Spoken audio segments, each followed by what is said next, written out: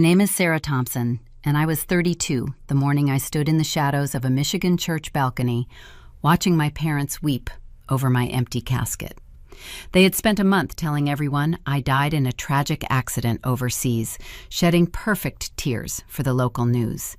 They did it to steal a 7-figure trust fund my grandmother left exclusively to me. As they stood at the altar accepting condolences and cashing in my life insurance, the heavy oak doors at the back of the sanctuary swung open. The look on my mother's face when I walked down the center aisle wearing a black catering uniform is something I will keep for the rest of my life. Welcome back to Revenge Order, where ordinary people stop setting themselves on fire to keep their toxic families warm and quietly let the truth do the talking. If a story about slow, calculated justice finds you tonight, you are exactly where you need to be. Drop a comment telling me your age and where you are listening from, and subscribe so the next one reaches you too. To understand the funeral, you have to understand the day I officially became a ghost. It started 30 days earlier at a border control booth in Lisbon, Portugal. I work as a remote cybersecurity auditor. My job requires me to hunt digital anomalies for private clients, which means I frequently drop off the grid. I had just surfaced from a 6-week contract auditing a server farm. 6 weeks of no personal emails, no social media, no calls to my family back in Michigan. I assumed they hardly noticed. My parents, Diane and Richard, only ever called me when they needed a loan co-signed or a laptop fixed.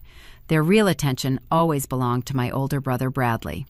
I approached the departure booth running on 3 hours of sleep and handed my Navy passport to the Portuguese border agent. I expected a quick stamp. Instead, his fingers went rigid over his keyboard.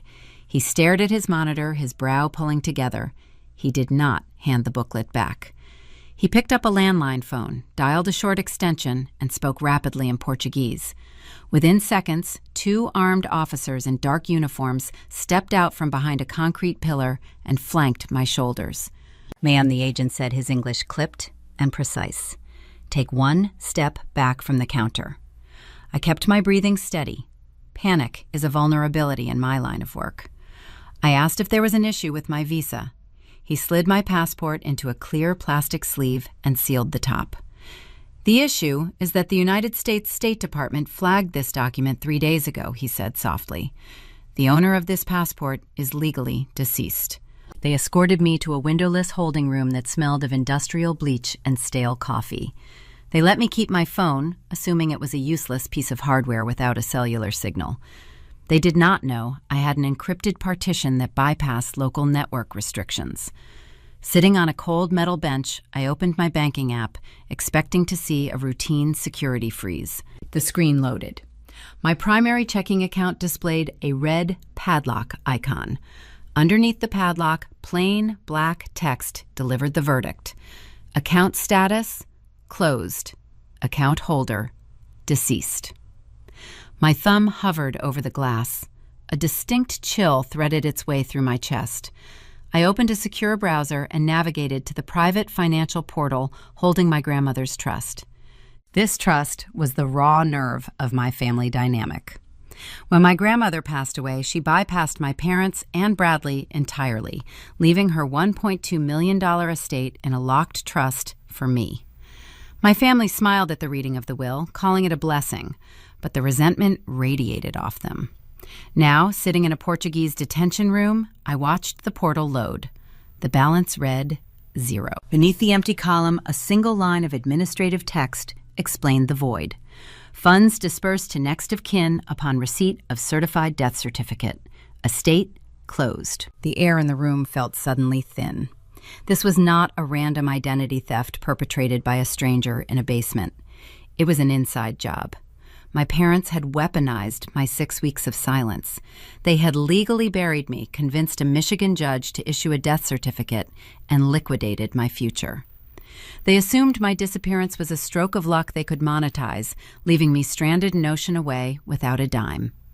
They just forgot one thing about stealing a ghost's life savings. You better make certain she does not know how to navigate the dark. Being declared dead while you are still breathing is a logistical nightmare designed to break your spirit. The Portuguese border guards held me in that windowless room for 3 hours, waiting for a representative from the American consulate to wake up and answer their phone. I knew exactly how that phone call would go. Surrendering a dead passport to the United States government triggers an automatic bureaucratic lockdown. They would confiscate my identification, restrict my travel, and place me in an administrative purgatory that could take 6 months to untangle. I would be stuck in a cheap Lisbon hotel, filling out forms and waiting for fingerprint verifications while my family spent my inheritance. I did not have 6 months. I had days. When the senior border agent returned to the holding room holding a stack of printed paperwork, I made my move. I reached into the hidden lining of my laptop bag, unzipped a concealed pocket, and pulled out a dark red booklet, my secondary passport. I hold dual Irish citizenship through my maternal grandfather, a corporate failsafe I established years ago to navigate international firewalls for my European clients. I slid the red passport across the metal table. I told the agent I was willing to surrender the flagged American document for their internal investigation, provided I was free to enter the European Union as an Irish citizen. He scrutinized the gold harp on the cover, scanned the biometric chip, and nodded. The system verified it. I walked out of the airport into the damp Lisbon morning, a living woman on paper, but a ghost in the eyes of my family. I needed to see the architecture of their theft. I bypassed the tourist districts and found a small electronics repair shop on a quiet side street. I paid cash for a refurbished laptop, walked to a neighborhood cafe, and ordered an espresso. I connected to a public network, routed my IP address through a secure server in Reykjavik, and went to work. If you want to understand how someone betrays you, follow the money. I hacked back into my grandmother's estate portal using a backdoor script I had embedded in the financial software a year earlier. My grandmother had trusted me to audit the estate's cybersecurity before she passed, knowing my parents had a habit of snooping where they did not belong. She was a shrewd woman. She knew my father viewed her wealth as his delayed right, and my mother treated money like a weapon. The portal dashboard loaded on the cheap laptop screen. I pulled the transaction logs. 3 days ago, my parents submitted a certified death certificate to the trust executors.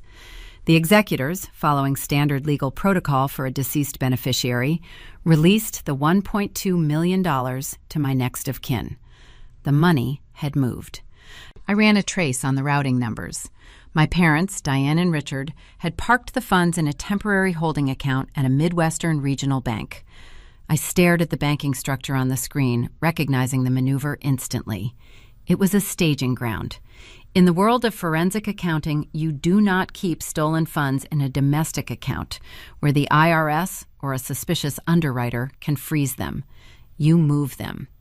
I pulled up the scheduled transfers pending on their account. There it was, a programmed automated clearinghouse transfer. In exactly 10 days, the entire $1.2 million would automatically route to an offshore shell company registered in the Cayman Islands. Once the money crossed that digital border, it would vanish into a maze of corporate privacy laws, making it legally untouchable. The regional bank required a 10-day cooling-off period for trust disbursements of that size to clear preliminary fraud checks. My parents were sitting in Michigan right now, watching the clock tick down, waiting for the money to cross the finish line. I took a sip of my espresso. It was bitter and cold. I closed my eyes and pictured my parents in their pristine suburban kitchen. I was the capable, quiet daughter, the one they called when the wireless router broke, when the tax software crashed, when my father needed someone with pristine credit to co-sign a loan for a new vehicle. I fixed their problems efficiently and without complaint. They mistook my utility for subservience. They mistook my quiet nature for weakness. Their true devotion was entirely reserved for my older brother, Bradley. Bradley was the charismatic real estate agent, the coddled golden child, who possessed a spectacular talent for spending capital he had not earned. I spent my 20s watching my parents bail him out of failed business ventures and quiet legal scrapes. If Bradley wrecked a car, they bought him a nicer one to soothe his bruised confidence. If I earned a promotion, they asked if I could chip in for Bradley's new apartment deposit. They viewed my stability as a resource to be mined for his benefit. They assumed I would stay in Europe. They assumed that even if I realized my accounts were frozen, I would be paralyzed by the red tape, crying in a consulate lobby, waiting for a government clerk to fix my life.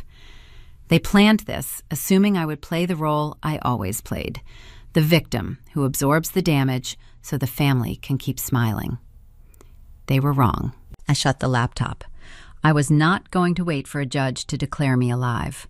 I was going to follow the money, and I was going to cut the strings before the transfer executed. I could not fly direct to Detroit. My name and biometric profile were flagged on every inbound flight to the United States. If I tried to cross a U.S. Customs checkpoint, the system would alert Homeland Security that a dead woman was trying to clear passport control, and the ensuing investigation would give my parents the 10 days they needed. I opened a fresh browsing tab and navigated to an international airline portal. Using my Irish passport and a secure cryptocurrency wallet, I booked a one-way ticket to Toronto, Canada. The flight left in 4 hours. From Toronto, I could rent a vehicle with cash and slip across the Ambassador Bridge into Michigan through a land border crossing using my EU credentials. I packed the laptop into my bag and stood up. The hunt was officially on. But as I walked out of the cafe and hailed a taxi to the airport, a new question began to gnaw at the back of my mind. The timing of my death was too precise. My parents had always been greedy, but orchestrating a fake death certificate required desperation. They were risking federal prison for a payout. They could have waited a few more years to inherit naturally. Why did they need $1.2 million right now? What kind of fire were they trying to put out?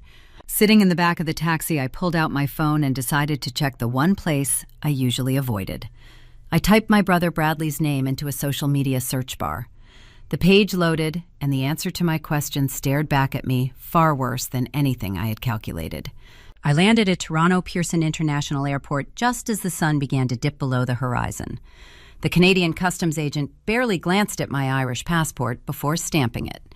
He welcomed me to Ontario.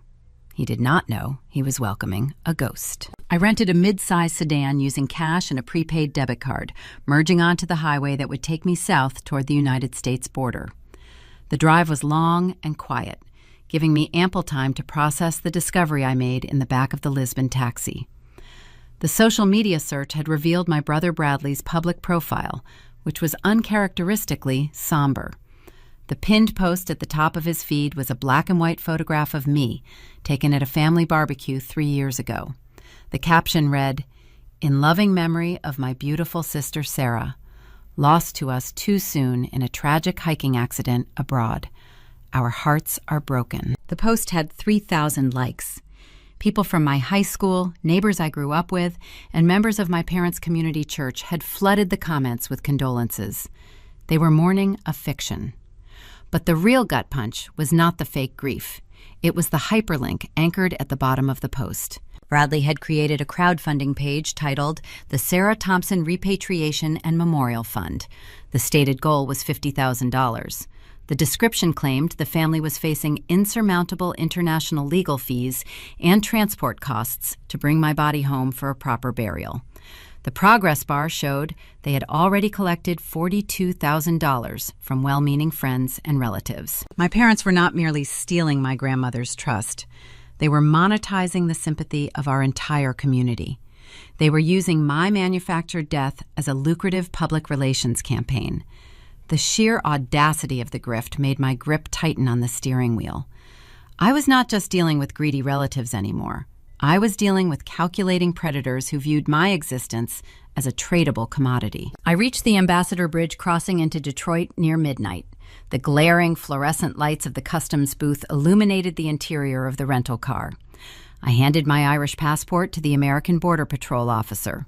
He swiped the document, asked the purpose of my visit, and inquired how long I intended to stay in Michigan. I told him I was visiting colleagues for a few weeks to conduct a corporate audit. He handed the passport back and raised the barrier. Stepping out of the vehicle at a desolate gas station on the Michigan side of the border felt deeply surreal. The air smelled like exhaust and damp asphalt. I was standing in my own hometown, a place I had navigated for 32 years, yet I had never felt more invisible. I was a dead woman walking through familiar streets. Every police cruiser that drove past, every security camera mounted outside a convenience store felt like a potential threat. If my biometric profile was scanned, the system would alert the authorities that a deceased citizen was roaming the suburbs, and my parents would have the warning they needed to accelerate their offshore transfer. I walked into the gas station and purchased a cheap prepaid burner phone and a handful of network cards with the last of my physical cash. I drove to a nondescript roadside motel on the outskirts of the county, paying the night clerk up front under the alias Clara Vance. The room smelled of old smoke and cheap carpet cleaner. I locked the deadbolt, pulled the heavy curtains shut, and sat on the edge of the sagging mattress. My instinct urged me to call the local police precinct and report the fraud immediately. But logic overruled emotion. If I walked into a police station with a wild story about a faked death and a stolen trust fund, the bureaucratic gears would grind at a glacial pace. Detectives would need to verify my identity, contact the Portuguese authorities, and open a formal investigation. During that lengthy process, my parents would undoubtedly catch wind of the inquiry. They would claim they were the innocent victims of a sophisticated international scam, feigning shock and horror that someone had tricked them into believing their daughter was dead. They would hire expensive defense attorneys with my stolen money and drag the legal battle out for years. I did not want a prolonged legal battle. I wanted total, undeniable destruction.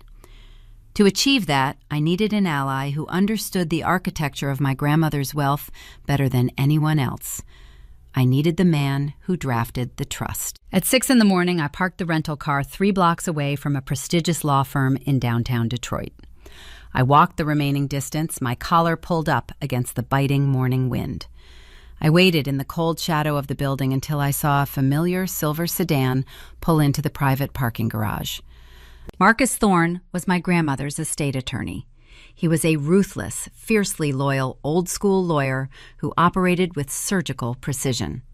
He had spent decades protecting my grandmother's assets from my parents' transparent attempts to borrow against her portfolio. He respected competence and despised entitlement. I bypassed the main lobby and took the service elevator to his floor, timing my arrival just before the receptionist was scheduled to unlock the front doors. I stood in the quiet hallway as Marcus stepped out of the executive elevator, a steaming cup of coffee in one hand and a heavy leather briefcase in the other. He turned the corner, his eyes focused on the floor tiles. When he looked up and saw me standing by his office door, he stopped walking. His fingers went slack. The leather briefcase hit the carpet with a dull thud. "Sarah," he whispered, the color draining from his face. His voice lacked its usual authoritative boom. I did not offer a tearful reunion. I did not move to hug him. I simply picked up his briefcase, handed it back to him, and gestured toward his office door.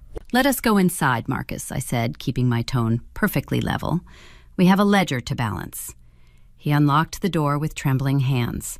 Once we were inside his private suite, he locked the heavy mahogany door behind us and closed the blinds. He stared at me from across his massive desk, struggling to reconcile the living woman in front of him with the certified legal documents currently sitting in his filing cabinet. I sat in a leather guest chair and slid my refurbished laptop across his pristine desk. I opened the screen to the digital trail I had uncovered in Lisbon. "My parents forged a death certificate," I said, tapping the screen. "They convinced the executors to release the $1.2 million trust. I traced the routing numbers. They parked the capital in a regional holding account. They are 10 days away from executing an automated transfer to an offshore shell company in the Cayman Islands." Marcus leaned forward, his sharp, legal mind instantly replacing his initial shock. He studied the transaction logs, his eyes scanning the data with practiced efficiency. He reached into his bottom drawer, pulled out a thick manila folder labeled Thompson Estate, and flipped past the standard disbursement schedules. "They submitted authenticated medical records from a hospital in Portugal," Marcus said, his voice hardening into a low growl. "They claimed you succumbed to injuries from a severe hiking fall. They provided a consular report of death abroad. The documentation was flawless, Sarah. It passed 3 separate fraud checks. They paid a professional, I replied. They are running a crowdfunding scam on social media to cover their tracks. But I need to know our leverage. If we freeze the account right now, they will claim they were duped. They will play the grieving victims. I need a way to lock them into the fraud permanently. Marcus flipped to the very back of the estate file. He tapped his pen against a specific highlighted paragraph on the final page of the trust agreement. A tight, dangerous smile touched the corners of his mouth. Your grandmother knew exactly who she raised, Sarah, Marcus said quietly. She did not trust your parents any more than you do. She forced me to draft a highly unusual stipulation before she died. She called it the failsafe. He turned the document so I could read the highlighted text. It is a strict morality clause. Marcus explained, his eyes locking onto mine. If any beneficiary or next of kin commits verified fraud against the estate in an attempt to secure an early or unearned disbursement, they do not just forfeit their current claim, they absorb the estate's legal debts and any financial damages incurred during the recovery process. I read the legal jargon twice. The implication was staggering. My parents were not just stealing my money. By executing the fraudulent transfer, they were legally signing away their own financial security.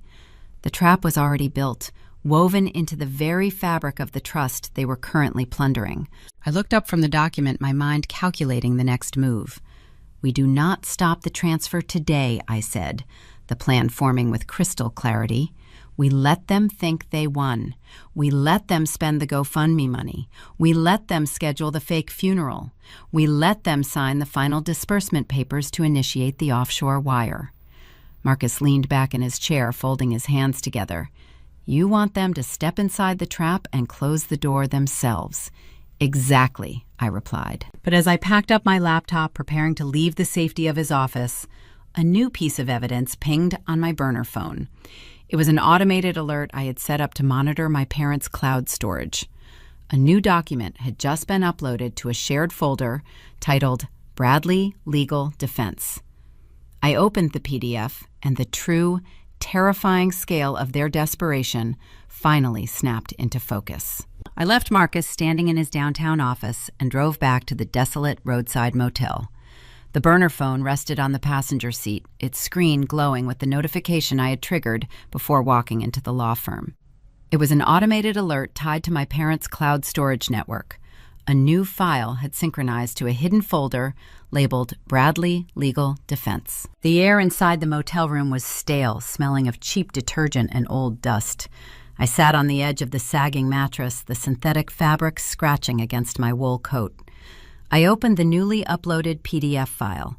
It was a formal legal document stamped by the United States District Court for the Eastern District of Michigan. The plaintiff was the federal government. The defendant was my older brother. I read the charging document line by line, my eyes scanning the dense legal terminology.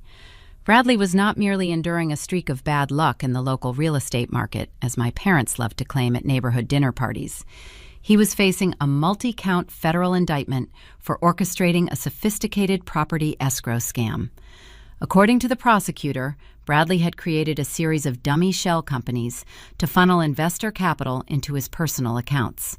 The total net loss was nearly $1 million. The federal prosecutor offered a strict plea agreement.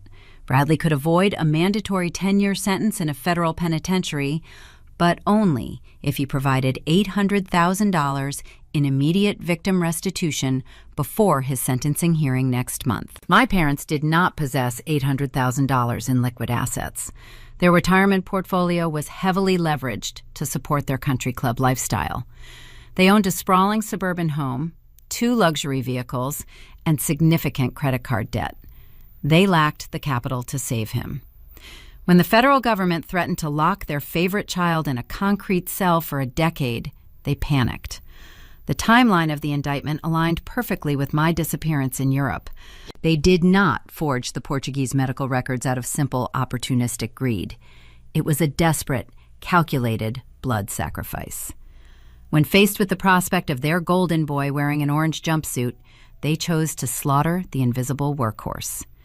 They traded my legal existence for his freedom, using my stolen inheritance as a legal slush fund to pay off federal prosecutors. Knowing the true motive shifted the parameters of the game. I closed the court docket and pulled up the social media profile I had briefly viewed in the Lisbon taxi. I needed to see how far the public deception stretched. Bradley had updated his page again that morning. He posted a video montage featuring pictures from my childhood, set to a melancholic piano track. The caption detailed the agonizing process of dealing with foreign embassies and the staggering costs associated with returning my remains to American soil. Below the video sat the link to the Sarah Thompson Repatriation Fund. I clicked the URL. The campaign page loaded, displaying a progress meter that hovered near the $50,000 goal. The current total sat at $42,000. I scrolled through the donor list, the names hitting me with a strange, surreal weight. These were not anonymous internet strangers throwing money at a tragic headline. I saw a $500 contribution from my high school calculus teacher, accompanied by a paragraph praising my aptitude for mathematics. I saw donations from the elderly couple who lived next door to us growing up, the ones who used to pay me to mow their lawn. Members of my parents' church congregation left comments offering prayers alongside their credit card payments. The sheer volume of lies required to accept that money was staggering. My family was scamming their own community, weaponizing the empathy of good people to pad their pockets while the trust fund processed through the regional holding account. As I analyzed the donor ledger, a notification pinged on Bradley's profile. His fiancée Jessica had just started a live video broadcast. I clicked the glowing thumbnail. Jessica filled the screen, sitting in a kitchen I recognized instantly. The white marble countertops, the stainless steel appliances, the specific angle of the morning light hitting the cabinets. It was my kitchen. My parents had already cleared out my rented apartment and handed the keys to Bradley and his future bride. Jessica smiled into the camera lens, adjusting her blonde hair, holding a pristine white ceramic mug. She thanked her followers for the overwhelming support and prayers during this season of unimaginable grief. Then, with an effortless pivot that would impress a seasoned grifter, she changed the subject to her wedding registry. "We are just so blessed," Jessica cooed to her audience, taking a delicate sip from the mug. "Sarah always wanted us to have the perfect start to our lives together. Thanks to her generous parting gift, Bradley and I are finalizing the deposits for the Aspen venue this afternoon. She would want us to celebrate life." She panned the phone camera across my former living room. My vintage bookshelf was gone, replaced by a sterile modern entertainment center and a white leather sectional. They were spending the charity money on luxury upgrades. They were spending my life to fund their aesthetic. I watched her smile into the digital void. Any lingering trace of familial sorrow I carried across the Atlantic Ocean vanished in that exact instant. The hollow ache of betrayal evaporated. In its place, a cold, calculating calm settled over my mind. I was a professional auditor. You do not mourn a fraudulent ledger. You investigate the discrepancies, you document the theft, and you enforce the penalty. To execute the legal trap Marcus and I outlined, digital screenshots of a federal docket would not suffice in a court of law. If my parents challenged the authenticity of the fail-safe clause, we needed undeniable physical proof. I needed the original, notarized copy of my grandmother's trust, the exact document containing the embedded morality clause bearing her wet ink signature. That document was not stored in a bank vault or a lawyer's filing cabinet. My grandmother had handed that thick envelope directly to me 5 years ago, instructing me to keep it hidden from my parents. I had sealed it inside a fireproof floor safe, concealed beneath the carpet in my apartment bedroom. The same apartment Bradley and Jessica were currently occupying. I closed the laptop and placed it safely inside my bag. I checked the time on my prepaid phone. It was Tuesday afternoon. Bradley usually spent his Tuesdays playing golf with his defense attorneys, discussing plea strategies on the fairway. Jessica had just mentioned a cake tasting appointment on her live stream, meaning she would be leaving the property soon. The window of opportunity was incredibly narrow. I needed to retrieve that folder before they decided to renovate the bedroom floors and discovered a vault they could not open. I walked out of the motel room and started the rental car engine. Breaking into my own home was a necessary risk. As I drove toward my old neighborhood, navigating the familiar suburban streets, I realized bypassing the physical locks on the front door would be the easy part. The real danger lay in what I might find waiting for me inside the walls of my stolen life. I parked the rental car 3 streets away from my former apartment complex, choosing a spot partially obscured by a line of mature oak trees. The afternoon sun cast long shadows across the pavement. I sat in the driver's seat for 20 minutes, checking the GPS tracking beacon I had stealthily tied to Bradley's mobile device years ago. I installed it originally under the guise of an anti-theft feature when I bought him a new phone for his birthday, another silent favor for the family. Now that favor provided my tactical advantage. The blue dot representing his location glowed steadily on my screen, resting miles away at a high-end bakery downtown. He and Jessica were currently sampling buttercream frosting for a wedding funded by my demise. The immediate radius around the apartment building was clear. I walked the familiar route to the brick complex, keeping my head down, a dark wool scarf pulled high around my jawline. My heart maintained a steady, measured rhythm. I approached the heavy wooden door of Unit 4B. The brass numbers glinted in the sunlight. I reached into my coat pocket and pulled out the spare key I kept on a separate ring. The landlord required tenants to surrender all keys upon breaking a lease, but my parents, assuming I was dead in a European morgue, had no reason to search for a hidden spare. I slid the key into the deadbolt. The mechanism turned with a satisfying metallic click. I pushed the door open and stepped over the threshold, closing it quietly behind me. The air inside the apartment hit me first. The familiar scent of my favorite cedarwood incense was entirely gone. It had been replaced by the overwhelming, cloying fragrance of expensive vanilla candles and fresh paint. I stood in the entryway and absorbed the visual erasure of my life. My worn leather reading chair, the antique oak desk I restored myself, the framed travel photographs lining the hallway, all of it had been discarded. The space was now decorated in a sterile, monochromatic gray palette. It looked like a staged model unit in a luxury development, utterly devoid of personality. I moved silently through the living room, my boots making no sound on the hardwood floor. I was a trespasser in a space I had inhabited for 4 years. The profound sense of violation sharpened my focus. Every piece of missing furniture reinforced the necessity of the mission. They had erased me with terrifying speed. I navigated down the short hallway and entered the primary bedroom.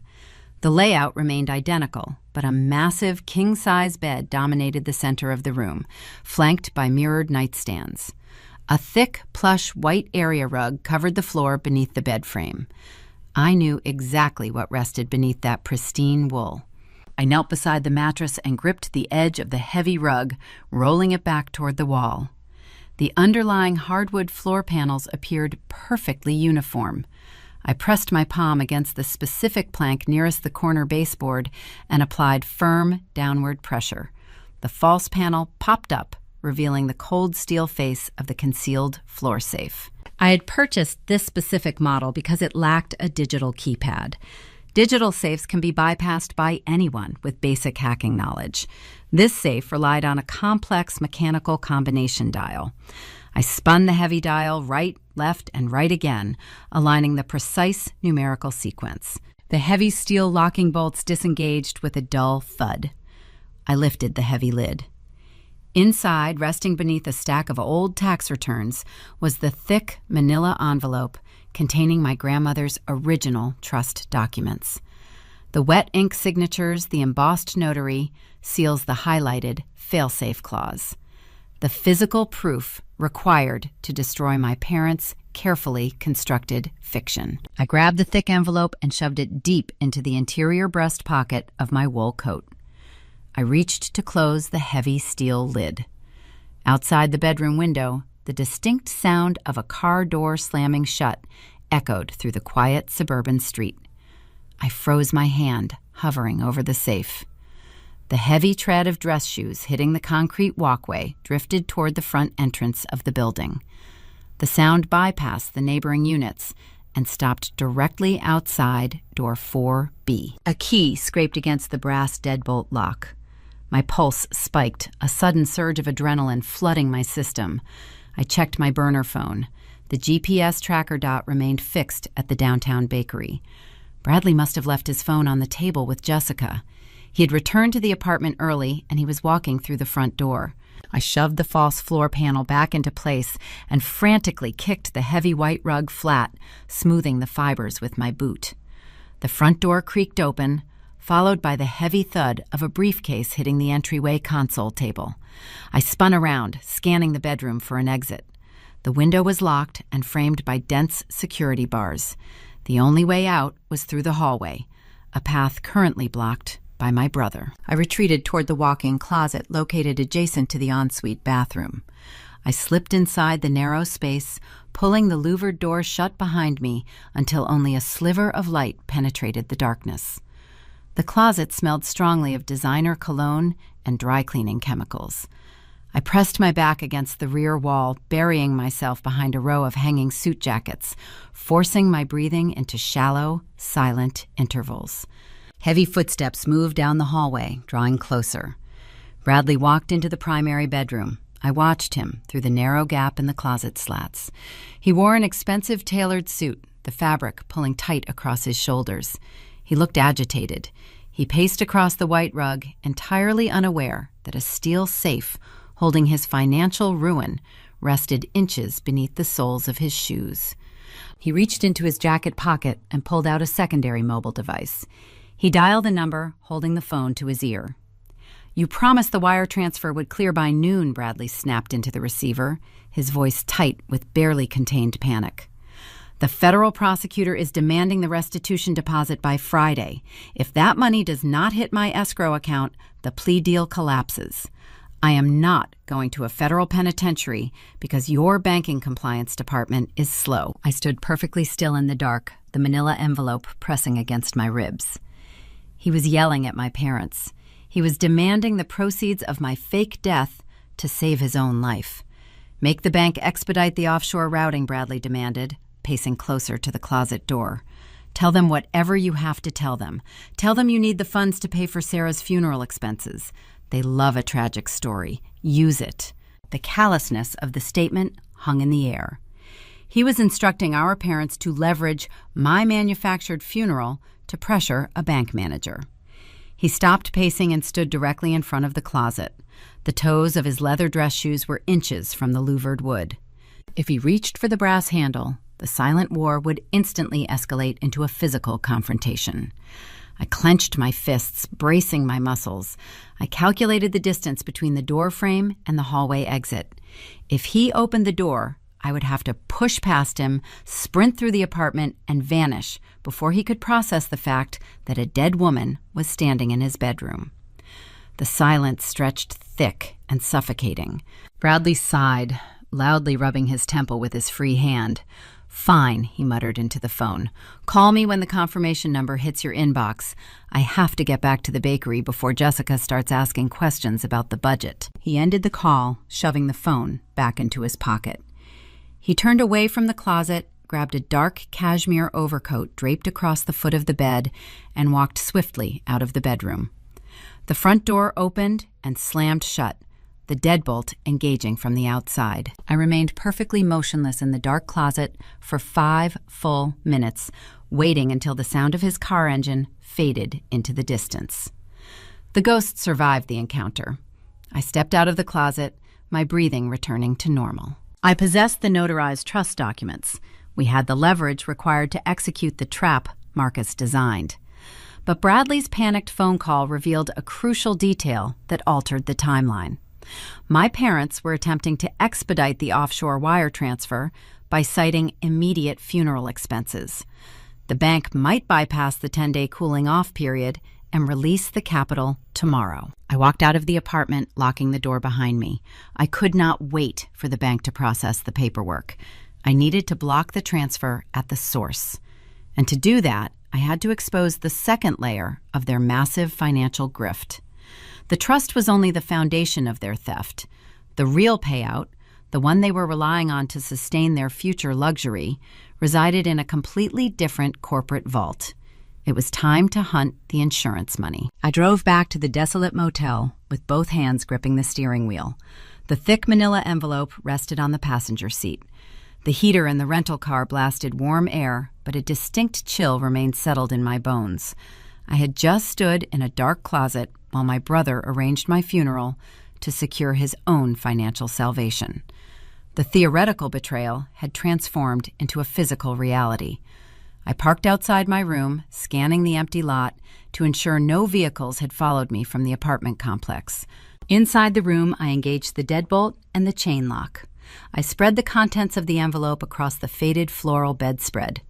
The original trust documents were pristine. The heavy paper bore my grandmother's authentic signature and the raised seal of a licensed notary. I traced my finger over the morality clause Marcus had highlighted earlier that morning. We possessed the exact ammunition required to execute the legal trap. But as I gathered the pages to return them to the folder, a secondary document slipped from the back flap and fluttered onto the mattress. It was printed on high-quality corporate bond paper featuring the embossed logo of a premier global insurance conglomerate.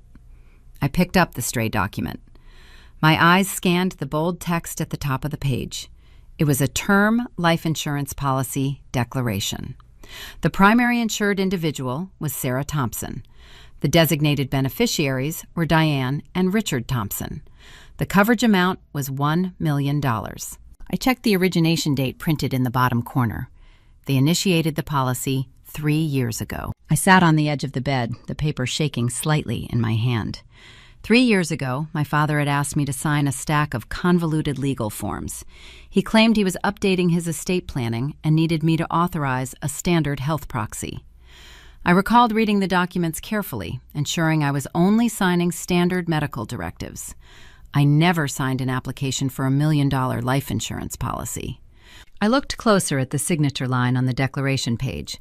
The ink formed a flawless replica of my handwriting. The loops and angles were meticulously traced.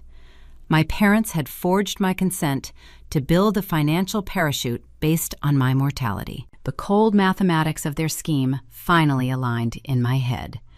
Radley needed $800,000 to satisfy the federal prosecutor and avoid a lengthy prison sentence. My grandmother's trust held $1.2 million. If my parents liquidated the trust to pay the restitution, they would only retain $400,000. After paying the capital gains taxes, the international fixer, and the extravagant Aspen wedding expenses Jessica advertised online, the remaining capital would be insufficient to sustain my parents' country club lifestyle. They refused to downgrade their standard of living. They needed a multiplier. They needed a massive influx of untraceable cash.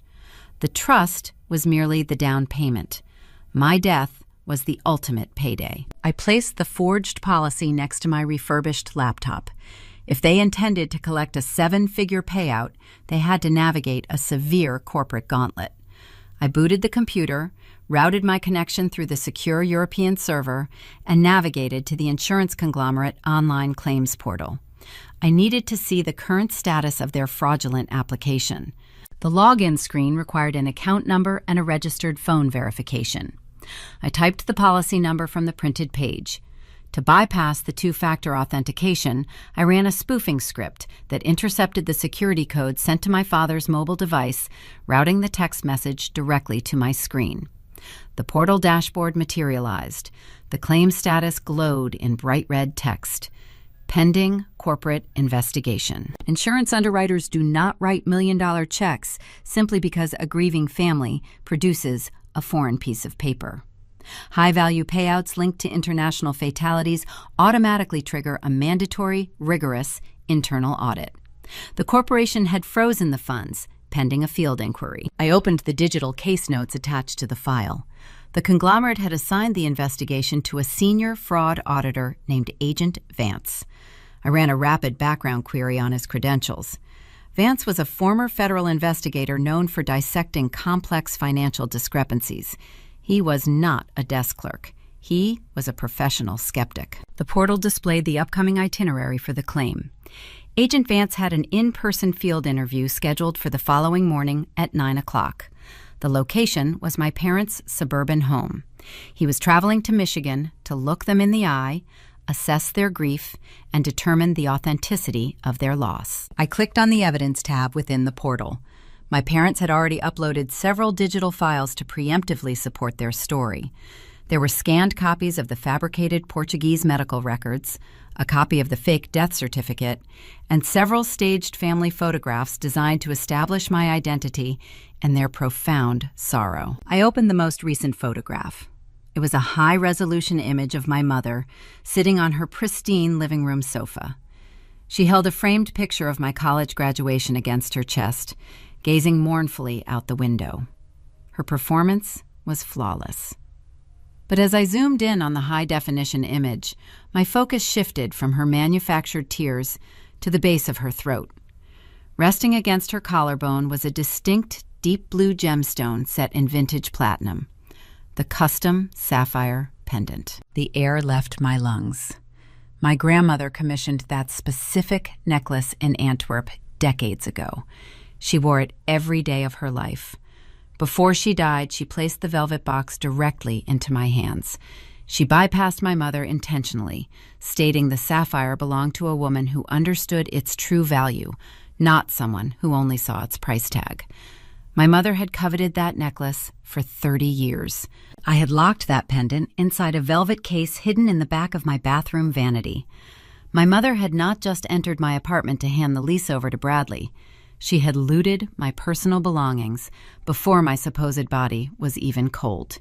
She stole the one heirloom that tied me directly to my grandmother, and she had the staggering audacity to wear it while posing for an insurance fraud investigation. The sapphire pendant was the loaded weapon resting on the table.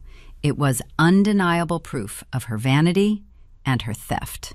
The image of her wearing my legacy shattered the last remaining barrier of familial hesitation in my mind. I closed the photograph and shut the laptop screen. Tomorrow morning, Agent Vance would walk up the paved driveway of my childhood home. He would ring the doorbell, holding a clipboard and a healthy dose of professional doubt. My parents would open the door wearing dark, conservative clothing. They would invite him into their immaculate living room, offer him a cup of fresh coffee, and begin the performance of a lifetime. They would cry on cue. My father would offer stoic, trembling answers. My mother would clutch her chest, the stolen sapphire glittering under the recessed lighting.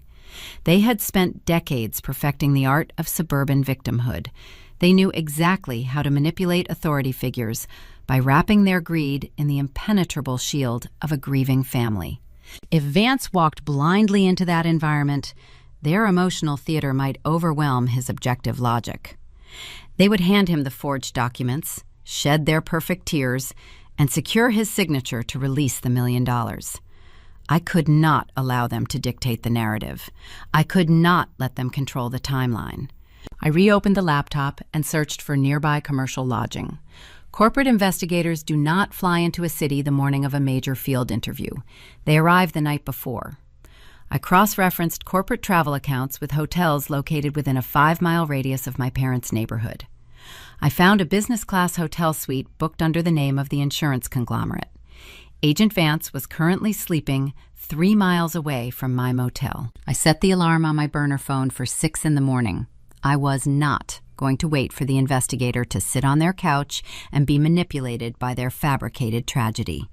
I was going to intercept him long before he reached their front door. I was going to hand him the unvarnished truth, and then I was going to turn his routine fraud interview into a supervised federal sting operation. My alarm was set for 6 in the morning, but my eyes opened at 3. The motel room was pitch black, save for the red digits of the digital clock and the amber standby light on my refurbished laptop.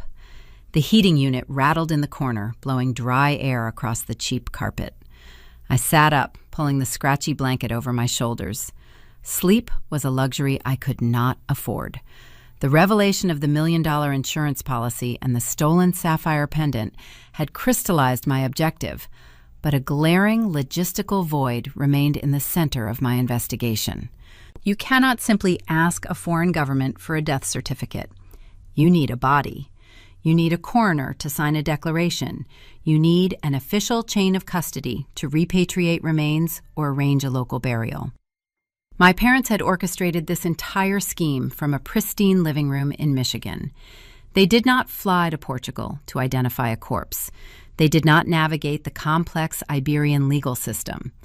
They hired someone.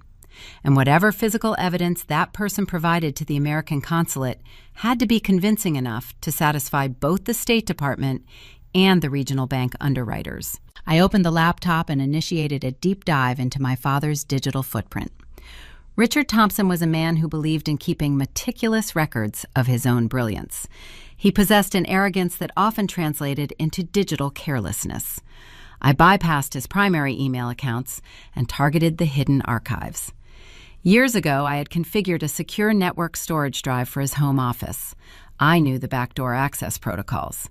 I bypassed the dual authentication and entered the root directory. I sifted through folders containing golf club memberships, tax returns, and Bradley's endless legal defense invoices. Deep within the architecture, nested inside a directory labeled Home Maintenance, I located a single, encrypted, compressed file. The encryption was robust, utilizing a standard military-grade algorithm. But people are creatures of habit. My father used the same foundational password structure for everything, a combination of his wedding anniversary and Bradley's birth year. He never included my birth year. I ran a targeted brute force script utilizing those specific numeric variations. 20 minutes later, the progress bar turned green, the file decrypted. A cache of emails flooded my screen. The correspondence occurred between my father and an anonymous encrypted Proton mail address. The user simply signed his messages with the initial M. I started reading the exchange from the beginning, dating back to the exact week my corporate debit card declined in Lisbon. The first email from my father was brief. He requested discreet assistance handling a localized tragedy involving his daughter. He claimed he needed to expedite the paperwork to spare his wife the emotional agony of a prolonged international repatriation. M replied hours later. The fixer laid out a menu of illicit services. He offered forged medical records, bribed hospital administrators, and manufactured police reports. But the final requirement for the consulate was a physical reality. The United States government required biological proof to issue a consular report of death abroad. I scrolled down to the next message. The words on the screen made the blood freeze in my veins. My father haggled over the price of human remains. M proposed a solution. The morgues in Lisbon occasionally held unclaimed individuals, transients or undocumented workers with no identified next of kin. M offered to bribe a local mortuary technician to reassign a Jane Doe to my name. The fixer would then arrange for a swift, undocumented cremation. Cremation destroys fingerprints. Cremation destroys dental records. Cremation turns a complex biological identification process into a simple jar of gray powder and a forged piece of paper. My father authorized the transaction. He wired $50,000 in cryptocurrency to M.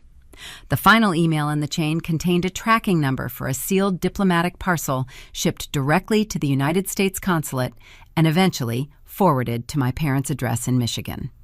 A wave of profound physical nausea washed over me. I pushed my chair back from the desk and stared at the peeling wallpaper. They did not merely bribe a corrupt doctor to falsify a signature. They purchased the incinerated remains of a forgotten woman. They placed her ashes in a box, swore under penalty of perjury that the dust belonged to their own daughter, and used her tragic anonymity to steal a trust fund. The scope of their crime had just expanded beyond financial theft. This was no longer a white-collar fraud case involving forged signatures and stolen inheritance. This was the desecration of a human corpse. It was the trafficking of biological remains across international borders. It was a macabre federal nightmare carrying severe mandatory prison sentences. My hands gripped the edge of the cheap motel desk. The stakes had skyrocketed, but so had the risk of exposure. My initial plan was to hand the trust documents and the insurance fraud evidence directly to the authorities. But the discovery of the ashes shifted the legal battlefield. If I walked into a police station right now and revealed my existence, my parents would instantly recognize the danger. They would execute their backup plan. Diane and Richard Thompson were master manipulators. If cornered by law enforcement, they would unleash a flawless performance of shock and horror. They would claim M was an opportunistic scam artist who preyed on their parental fears. They would tell the FBI that this mysterious fixer contacted them, informed them their daughter perished in a tragic accident, and demanded $50,000 to navigate the foreign bureaucracy and return her ashes. They would weep in the interrogation room, clutching each other, claiming they were the innocent victims of a cruel international extortion plot.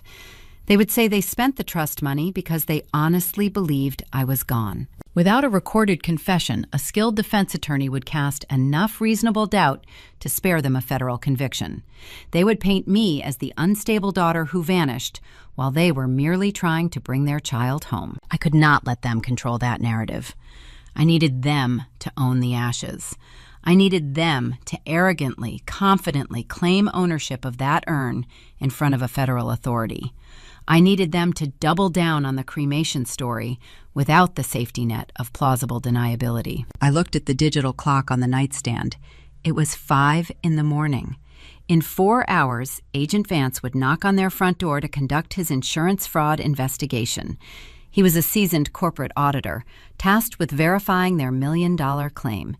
He was the exact federal authority I needed. If Vance interviewed them in their living room, he would ask detailed questions about my final days. He would demand to know the specifics of the repatriation. My parents would undoubtedly use the ashes to anchor their story. They would likely place the urn right on the coffee table to force his sympathy. They would weave a web of perjury so thick they could never escape it. But for the trap to be flawless, Vance needed to know the truth before he walked into their house. He needed to understand that he was walking into a crime scene, not a house of mourning. He needed to hear the lies and document them officially. I closed the encrypted file and wiped my search history. I grabbed my wool coat and the manila envelope containing the authentic trust documents. I checked the address of the business class hotel where Vance was currently sleeping. It was time to introduce the senior fraud investigator to the ghost he was assigned to investigate. I walked out of the motel room and started the engine of the rental car, preparing to intercept the one man who could turn their pristine suburban living room into a federal cage. The neon sign of the roadside diner cast a flickering red glow across the frost-covered windshield of my rental car. It was 6:45 in the morning. The Michigan sky remained a bruised, heavy gray. I sat in the driver's seat, watching the entrance of the restaurant, the heater blowing warm air against my frozen hands. The diner sat exactly 2 miles from my childhood home and less than a mile from the business hotel where the insurance conglomerate housed their traveling executives. I stepped out of the vehicle, pulling my wool coat tight against the biting wind. The interior of the diner smelled of old coffee and fried bacon. The morning crowd consisted of tired truck drivers and local construction workers hunched over ceramic mugs. I bypassed the front counter and slid into a corner booth in the back, selecting a seat facing the glass entrance doors. I did not have to wait long. At precisely 7 o'clock, a man walked through the double doors. He did not blend in with the local patrons.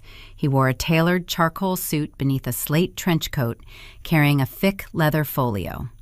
His posture remained rigid, his eyes scanning the perimeter of the room with the casual hypervigilance of a former federal agent.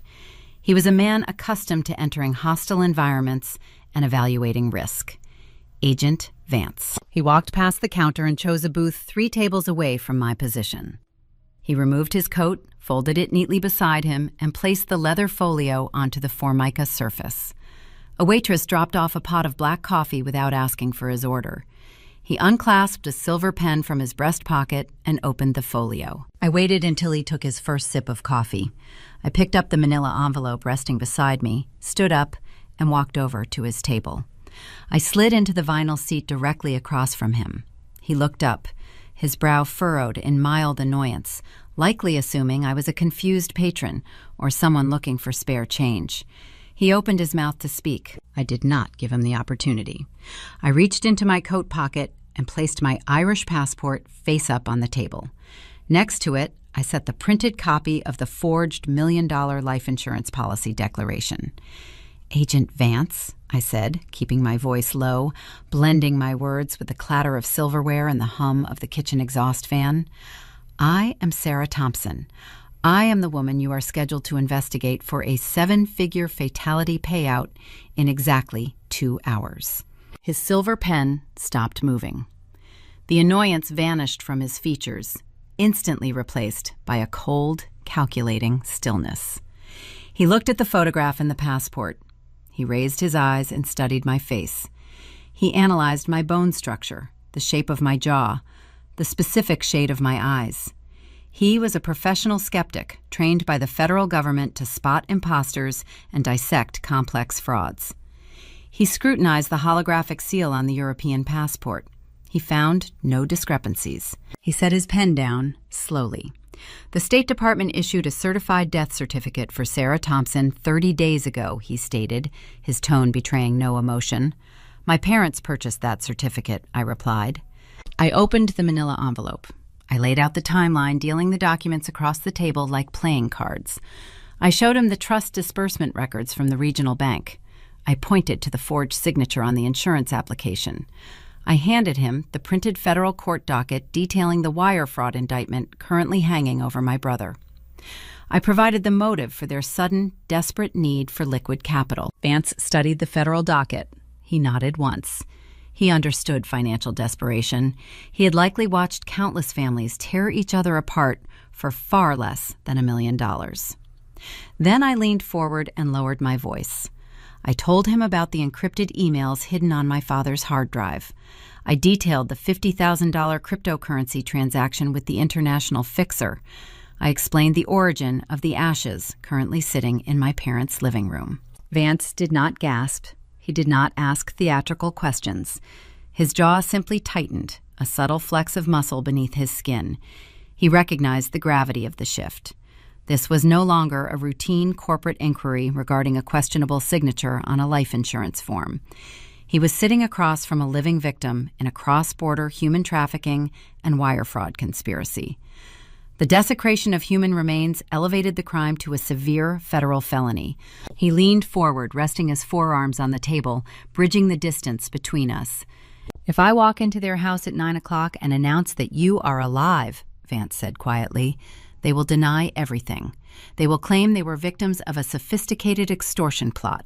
They will tell local law enforcement that a foreign scam artist convinced them you were dead, and they only filed the insurance claim to cover the tragic costs of recovering your remains. They will hire a luxury defense firm and tie my company up in civil litigation for a decade." "I know," I said. "They are master manipulators. They are relying on the illusion of profound grief to secure your signature today. If you confront them directly, they will retreat behind their lawyers and play the victims." I slid a small silver thumb drive across the Formica table. "That drive contains the digital footprint of their entire operation," I explained. "It holds the encrypted emails, the bank routing numbers, and the GPS data proving I was nowhere near the Portuguese hospital they cited. But digital evidence can be contested in court. We need them to confess without realizing they are confessing. That is why you are going to keep your 9 o'clock appointment." Vance looked at the silver drive. "You want me to conduct the interview?" "I want you to sit on their expensive sofa," I instructed. "Drink their coffee. Let them hand you the forged death certificate. Ask them specifically about the repatriation process. Ask them how they brought my ashes home. Let them weave their story. Let them commit wire fraud, insurance fraud, and perjury on an official corporate recording. Let them dig the hole. I will provide the shovel." Vance stared at me. I could see the risk assessment processing behind his eyes.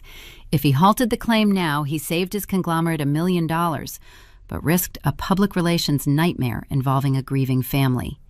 If he gathered undeniable evidence of a federal crime, he handed the authorities a wrapped indictment and permanently immunized his employer against any future civil retaliation. He picked up the thumb drive and slipped it into his trench coat pocket.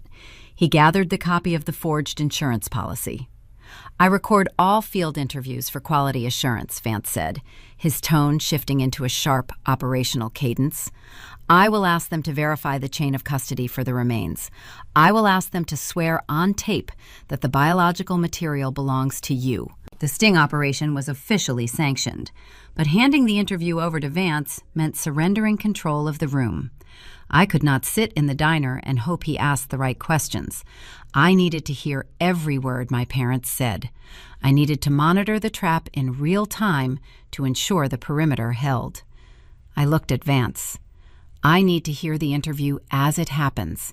If they pivot, or if my brother arrives and changes the narrative, I need to know instantly. Vance considered the request. He understood the tactical advantage of having the victim monitor the lies.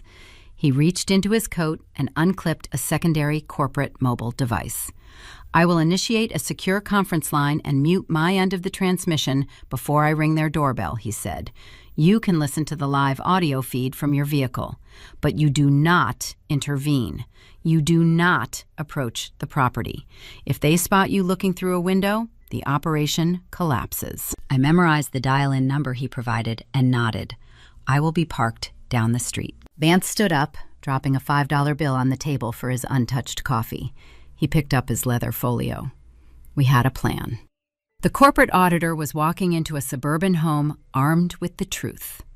I finished my coffee, walked out into the freezing Michigan morning, and started the engine of my rental car. The drive to my childhood neighborhood took less than 10 minutes. I parked 3 houses down from my parents' driveway, dialing into the secure conference line. As the digital tone chimed, connecting my phone to the device in Vance's pocket, I stared at the familiar front door of my old house. The trap was set. Now I just had to listen to them spring it. I parked the rented sedan 3 houses down from my childhood home, cutting the engine to silence the heater. The Michigan morning remained brutally cold, but cracking a window slightly was necessary to prevent the glass from fogging and obscuring my view. I slipped a discreet wireless earpiece into my right ear, syncing it to the secondary mobile device Agent Vance carried in his trench coat. I also activated a secondary receiver, linked to a tiny audio bug I had pressed into the underside of their living room sofa during a previous covert visit. The dual feeds provided complete acoustic dominance over the environment. I sat in the freezing car, staring at the familiar brick facade, waiting for the performance to begin. A sleek black town car pulled into their pristine driveway at 8:55. Agent Vance stepped out, his posture rigid, his leather folio tucked securely under his arm. He walked up the paved walkway and pressed the doorbell. The heavy wooden door opened. Through the earpiece, I heard the subtle friction of hinges, followed immediately by my mother's voice. It was a masterpiece of auditory manipulation. Her tone was weak, breathy, and saturated with practiced, trembling sorrow. "Mr. Vance," she murmured, the sound of her voice filtering clearly through the hidden microphone. "Thank you for coming. Please come inside. It is just so difficult to discuss this over the phone." I listened to the hollow thud of the front door closing. The acoustics shifted from the crisp outdoor wind to the muffled acoustics of their carpeted foyer. Vance offered his formal condolences, his voice a flat, professional baritone. My father greeted him, his tone somber and heavy. The microphone under the sofa picked up the distinct sound of someone sitting down on the leather cushions, followed by the clinking of ceramic cups. My mother was offering him coffee. She was establishing the hospitable grieving environment designed to disarm him. For the next 45 minutes, I sat in the freezing sedan and listened to the people who raised me dismantle my life with breathtaking ease. Vance initiated the formal interview by requesting the original documentation. My father presented the fabricated Portuguese medical records and the forged death certificate, citing dates and locations with unwavering confidence. When Vance inquired about the circumstances surrounding the fatal hiking accident, my father launched into a tragic narrative. He described a sudden rock slide, a heroic rescue attempt by local authorities, and my supposed final moments in a foreign hospital.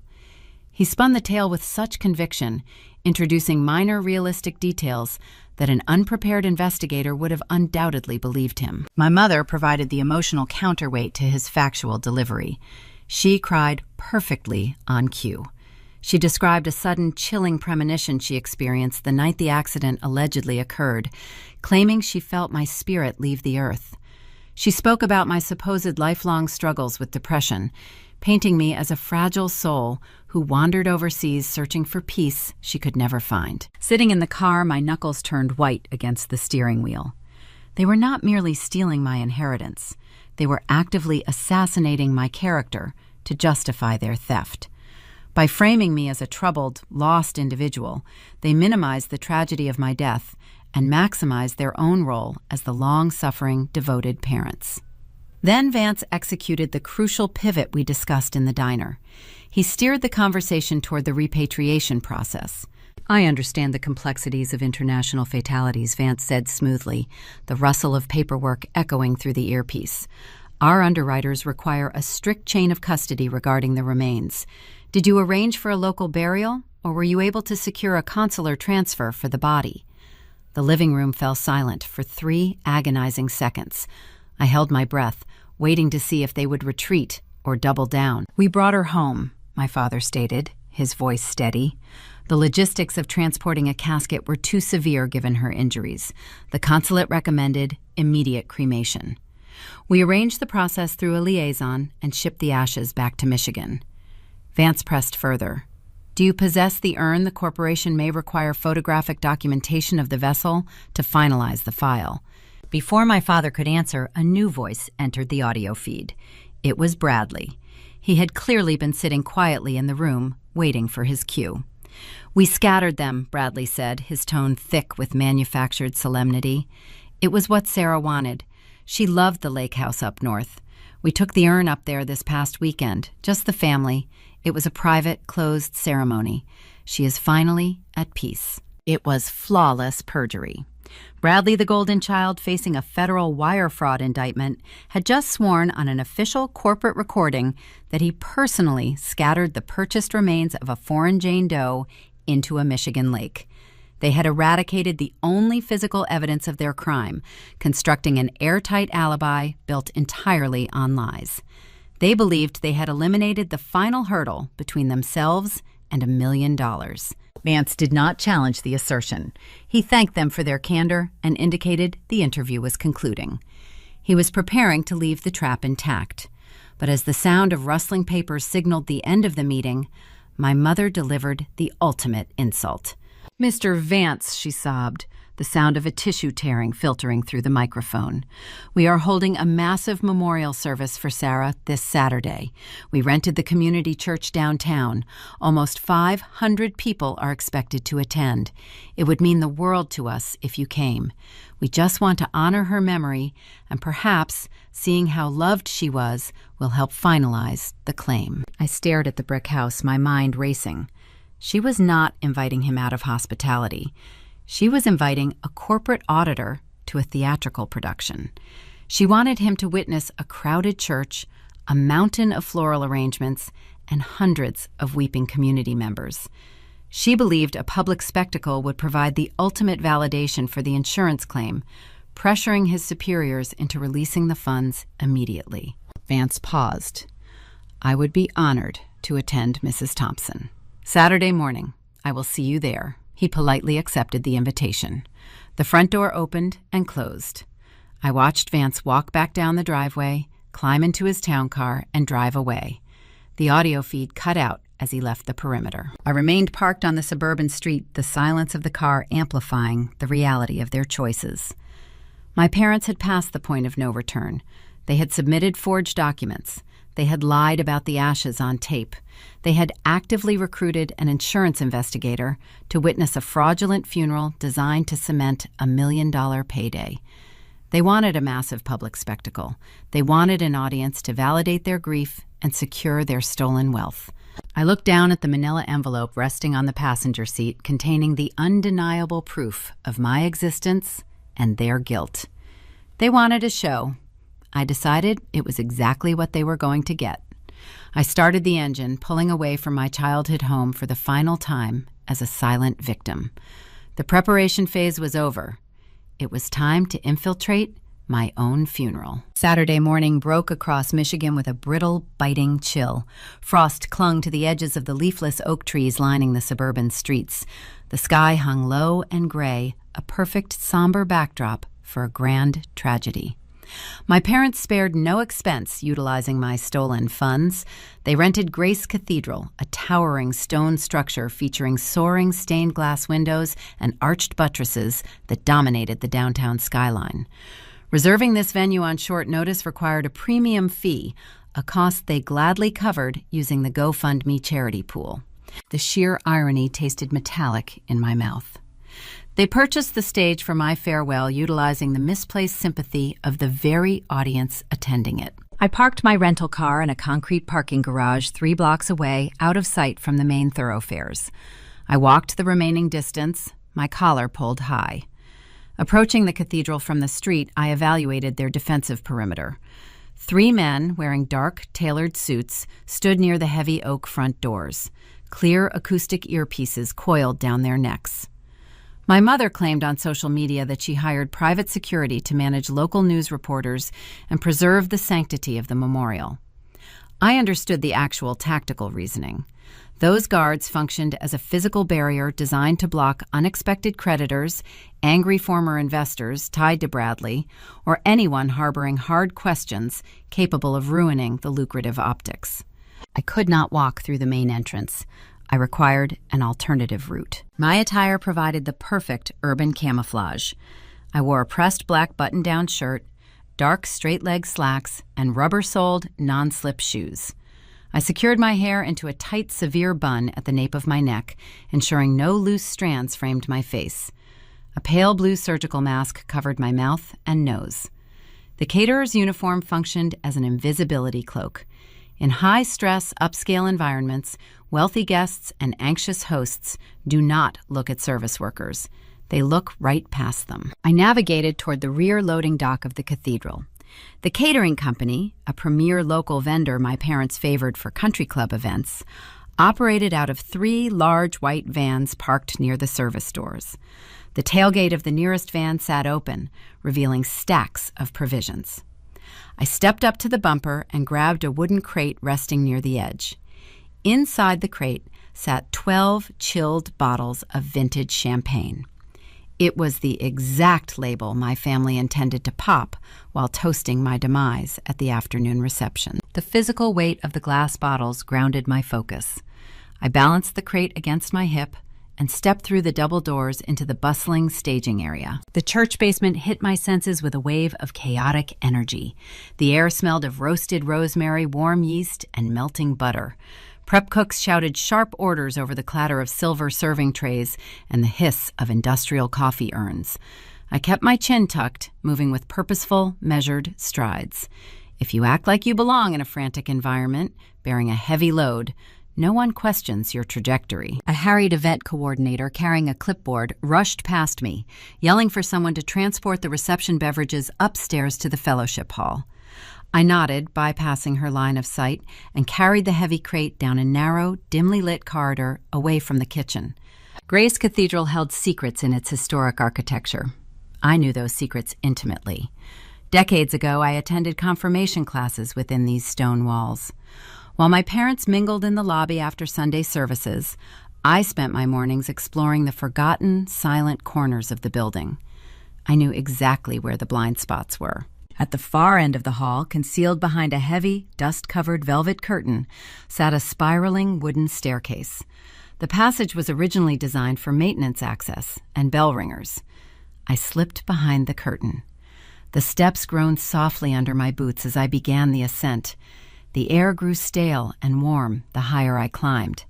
Dust motes danced in the thin beams of light filtering through the narrow exterior stone slits. I reached the top landing and pushed open a small, arched wooden door.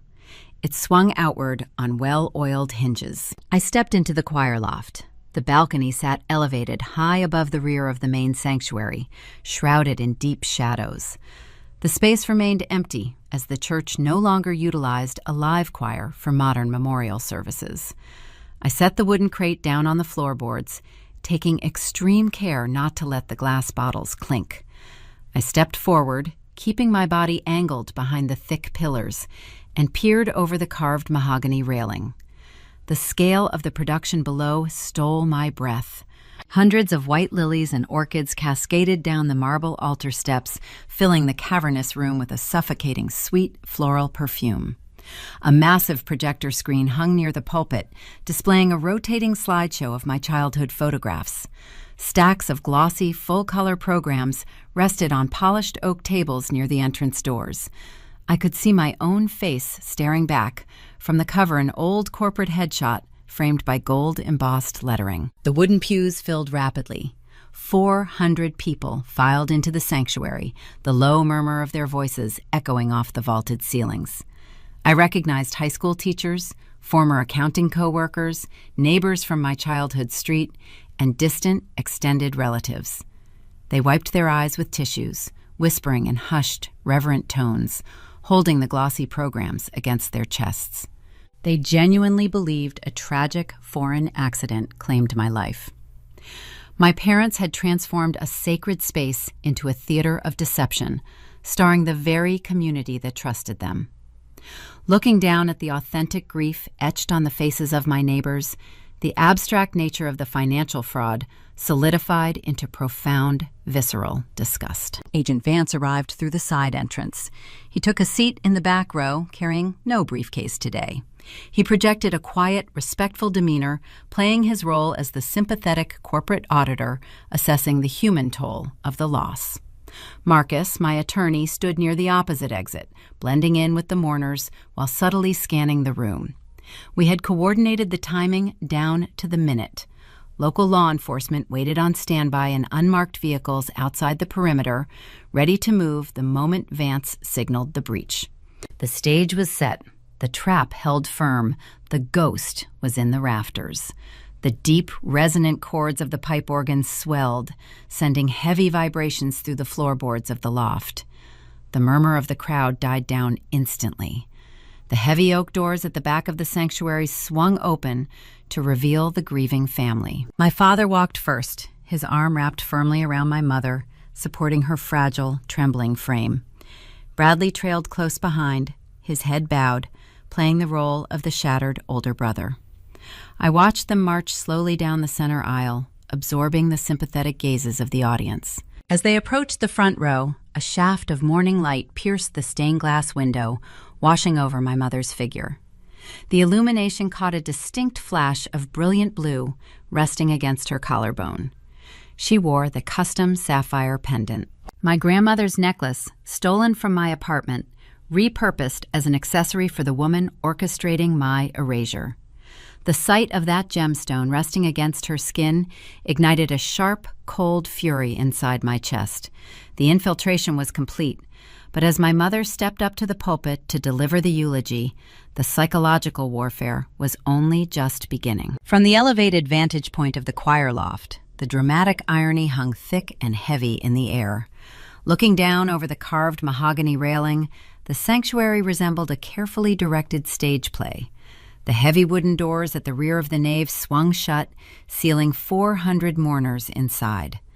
The pipe organ transitioned from a low, mournful prelude to a towering, resonant hymn. The vibrations traveled up the stone pillars and hummed against the soles of my boots. I remained crouched in the shadows, hidden behind a thick velvet curtain, watching the architects of my demise walk down the center aisle. My father led the procession. He wore a crisp navy suit, his posture rigid, projecting the image of a stoic patriarch enduring unimaginable hardship. He held his chin high, nodding solemnly to the community leaders and local bank managers seated near the aisle. He was laying the groundwork for future sympathy, ensuring his reputation remained pristine when the time came to solicit favors or secure favorable loans. My mother gripped his arm, leaning her weight against his side. She walked with a calculated fragility, her steps slow and hesitant. She wore a tailored black crepe dress that fell elegantly below her knees, a garment that looked brand new and undeniably expensive. She dabbed the corners of her eyes with a lace handkerchief, never smudging her flawless makeup. Bradley trailed a few paces behind them. He played the shattered sibling to perfection. He paused twice during the short walk to the altar, grasping the hands of sympathetic neighbors, lowering his head, whispering quiet words of gratitude. I scrutinized the fabric of his dark charcoal suit.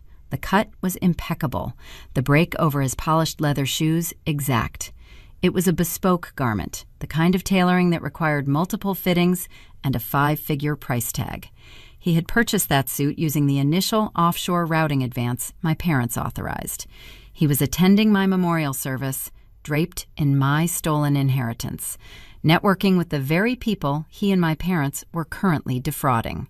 The procession reached the front row, a designated seating area, cordoned off by thick burgundy ropes. As my father guided my mother toward her seat, she turned slightly to face the congregation. A shaft of pale morning light pierced the stained glass window above the altar, illuminating the dust motes dancing in the air. The light washed across her chest. A brilliant crystalline spark of deep indigo flared against the dark fabric of her dress. My breath caught in my throat. My grip tightened on the wooden railing until my knuckles ached. Resting perfectly against her collarbone was the custom sapphire pendant. It was not a replica. It was the authentic, vintage platinum setting surrounding a flawless, unheated salon sapphire, the heirloom my grandmother commissioned decades ago. My grandmother understood the toxic dynamics of our family better than anyone. Before her health declined, she called me into her study. She unlocked her personal jewelry box and placed the velvet case directly into my hands. She told me the sapphire belonged to a woman who possessed the quiet strength to forge her own path. She explicitly stated she was bypassing my mother, knowing Diane viewed heirlooms merely as liquid assets and trophies of status. My mother despised that decision. She harbored a decades-long resentment over the necklace, and now she possessed it. She had not simply walked into my vacant apartment to facilitate the transfer of the lease to Bradley. She had rummaged through my personal sanctuary before the ink on my forged death certificate was even dry. She had looted my hidden valuables, plundering the few tangible connections I retained to the only family member who truly understood me. Wearing the sapphire to the funeral was not a tribute.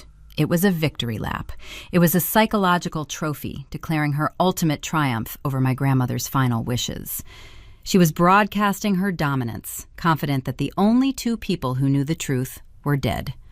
One rested in the ground, and the other supposedly resided in a decorative urn sitting on the altar. I tore my gaze away from the shimmering blue gemstone and surveyed the wider room. The scale of the deception was breathtaking.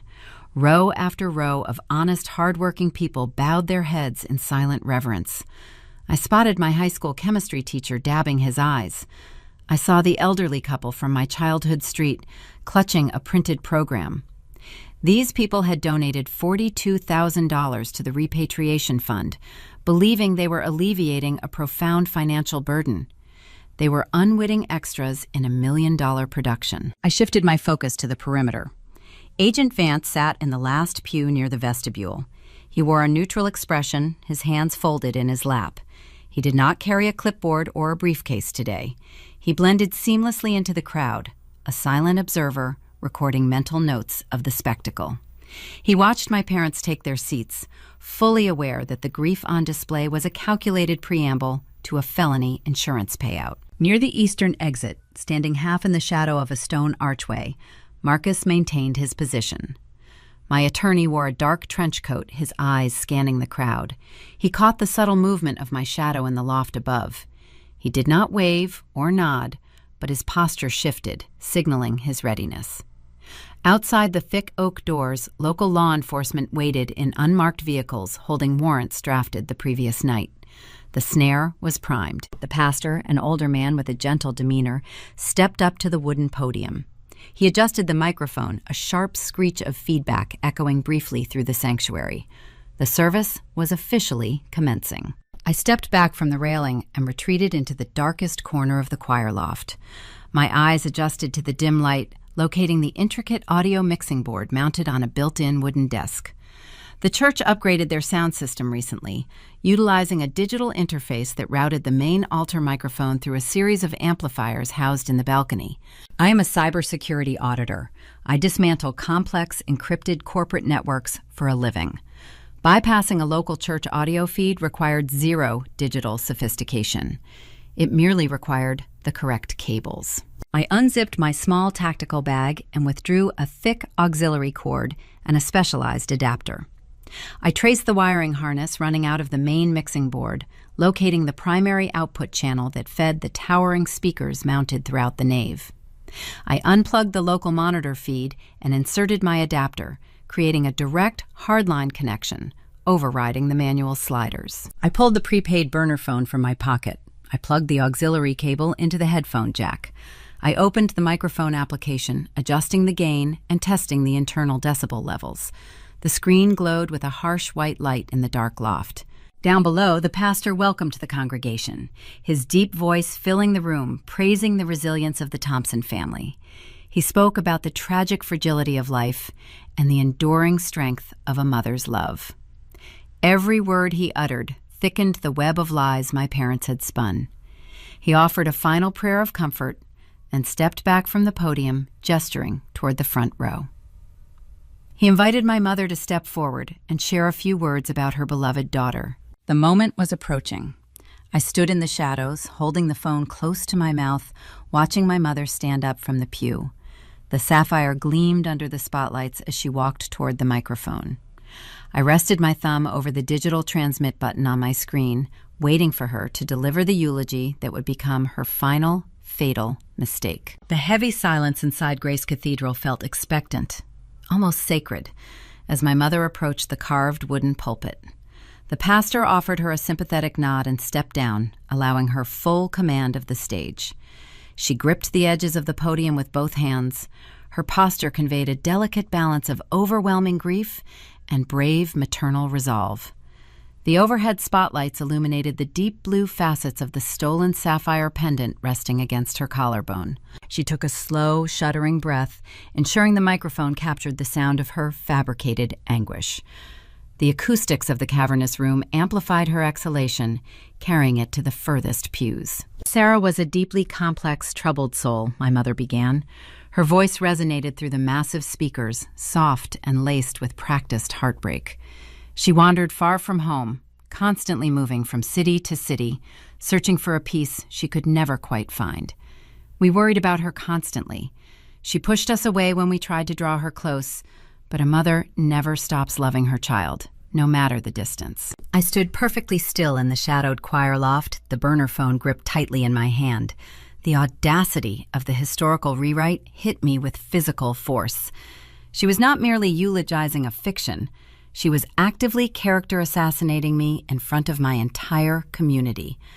By painting me as a fragile, unstable wanderer, she accomplished two crucial objectives. First, she made my sudden death in a foreign country seem plausible, almost inevitable. Second, she deflected any potential questions regarding my prolonged absence or our strained relationship. She transformed her years of neglect into a narrative of unrequited parental devotion. We gave her everything, my mother continued, her voice hitching flawlessly on the word everything. She raised a trembling hand and dabbed at a completely dry eye with her lace handkerchief. We provided every opportunity, every advantage, but the world is a dangerous place for those who refuse a safe harbor. I looked down at the congregation. 400 heads nodded in somber unison. The elderly couple from my childhood street clutched each other's hands. My former chemistry teacher stared at the floor, looking genuinely heartbroken. They were consuming her toxic fiction without a single trace of skepticism. She was manipulating their empathy with surgical precision, validating their donations to the GoFundMe campaign by confirming the tragic narrative they had already funded. My gaze shifted to the front row. My father sat with his head bowed, projecting stoic endurance. Bradley stepped up from the pew and stood beside the pulpit, placing a comforting, heavy hand on my mother's shoulder. He looked out at the audience, his jaw set in a mask of noble sorrow. The golden child, standing in a bespoke suit purchased with my stolen inheritance, playing the protective anchor for the grieving family. The visual hypocrisy was suffocating. They were minutes away from walking out of the cathedral as newly minted millionaires. Agent Vance sat in the back row taking mental notes. If this performance concluded without interruption, Vance would likely authorize the release of the $1 million life insurance payout by Monday morning. The regional bank would execute the offshore wire transfer of my grandmother's trust.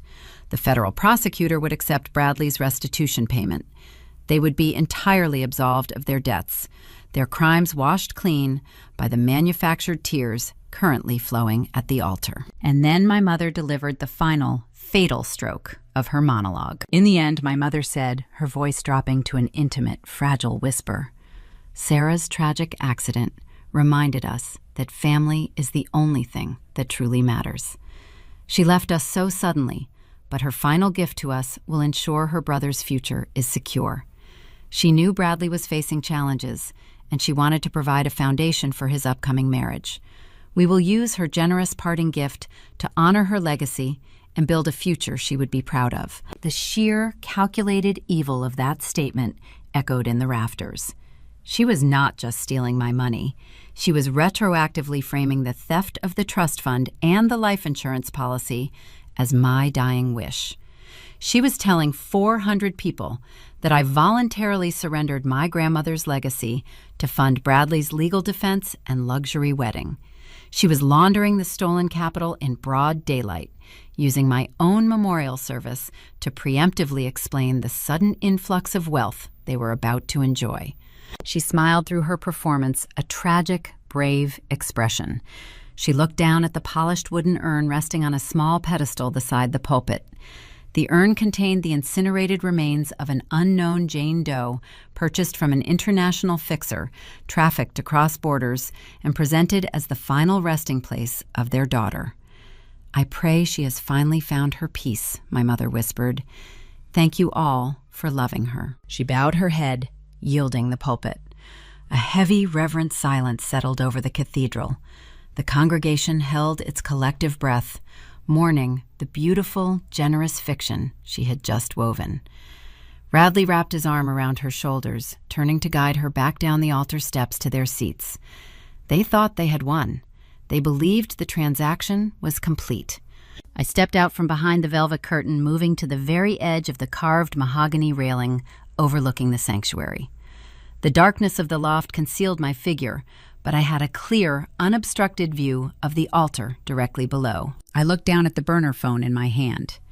The auxiliary cable remained securely plugged into the headphone jack, bridging my device directly into the cathedral's main audio mixing board.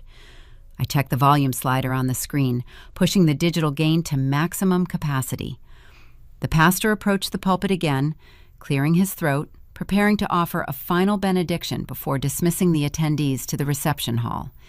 He reached for the microphone. I pressed my thumb down on the digital transmit button. I did not yell. I did not scream. I spoke in a clear, measured, and absolute tone, my voice carrying the cold weight of a balanced ledger. "That was a beautiful eulogy, Mom," I said. The sound blasted through the towering speakers mounted along the stone pillars, shattering the silent reverence of the sanctuary. The acoustics of the cathedral caught the amplified words, bouncing them off the vaulted ceilings, creating a booming, omnipresent echo that commanded the attention of every single person in the room. The reaction was instantaneous and violent. The pastor flinched, physically jumping backward from the podium, assuming a technical malfunction.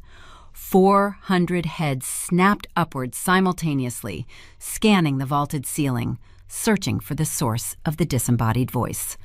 A collective gasp rippled through the wooden pews, a sound of pure, unadulterated shock. Down at the altar, my mother froze mid-step. Her hand clamped onto Bradley's arm with a vice-like grip. The color drained entirely from her face, leaving her skin a sickening ashen gray. She stared straight ahead, her eyes wide, processing the impossible reality of the voice she had just heard. Bradley stumbled backward, his polished leather shoes slipping on the marble floor. He physically tripped over a massive arrangement of white lilies, sending petals and stagnant water cascading across the stone steps. My father vaulted out of his seat in the front row, his head swiveling wildly, his stoic facade crumbling into naked panic. I kept my thumb pressed firmly against the screen. I was not finished. The performance was over, and the audit was officially beginning. The echo of my voice faded into the vaulted ceiling, leaving behind a silence possessing a physical density. 400 mourners sat frozen, suspended in a collective state of disbelief. Down at the altar, my mother stood, immobilized, behind the carved wooden pulpit. The printed eulogy script she held slipped from her numb fingers. The pages fluttered downward, drifting like dead leaves to rest against the polished marble steps. The manufactured sorrow melted from her features, instantly replaced by stark, unfiltered terror. Her jaw worked silently, struggling to form words her paralyzed vocal cords refused to produce. Radley scrambled backward, his polished shoes finding no traction on the smooth stone. His sudden, erratic retreat sent him crashing into a towering iron stand holding dozens of white lilies. The metal display toppled over with a resounding crash, sending a wave of stagnant floral water and crushed petals washing across the pristine floor. The Golden Boy, the charismatic real estate mogul facing federal indictment, sat drenched in the ruins of the floral decor. He stared upward toward the dark balcony with wide, unblinking eyes, his mouth hanging open in silent shock. I pressed my thumb against the transmit button on the burner phone once more, leaning closer to the receiver to ensure my diction remained sharp and distinct.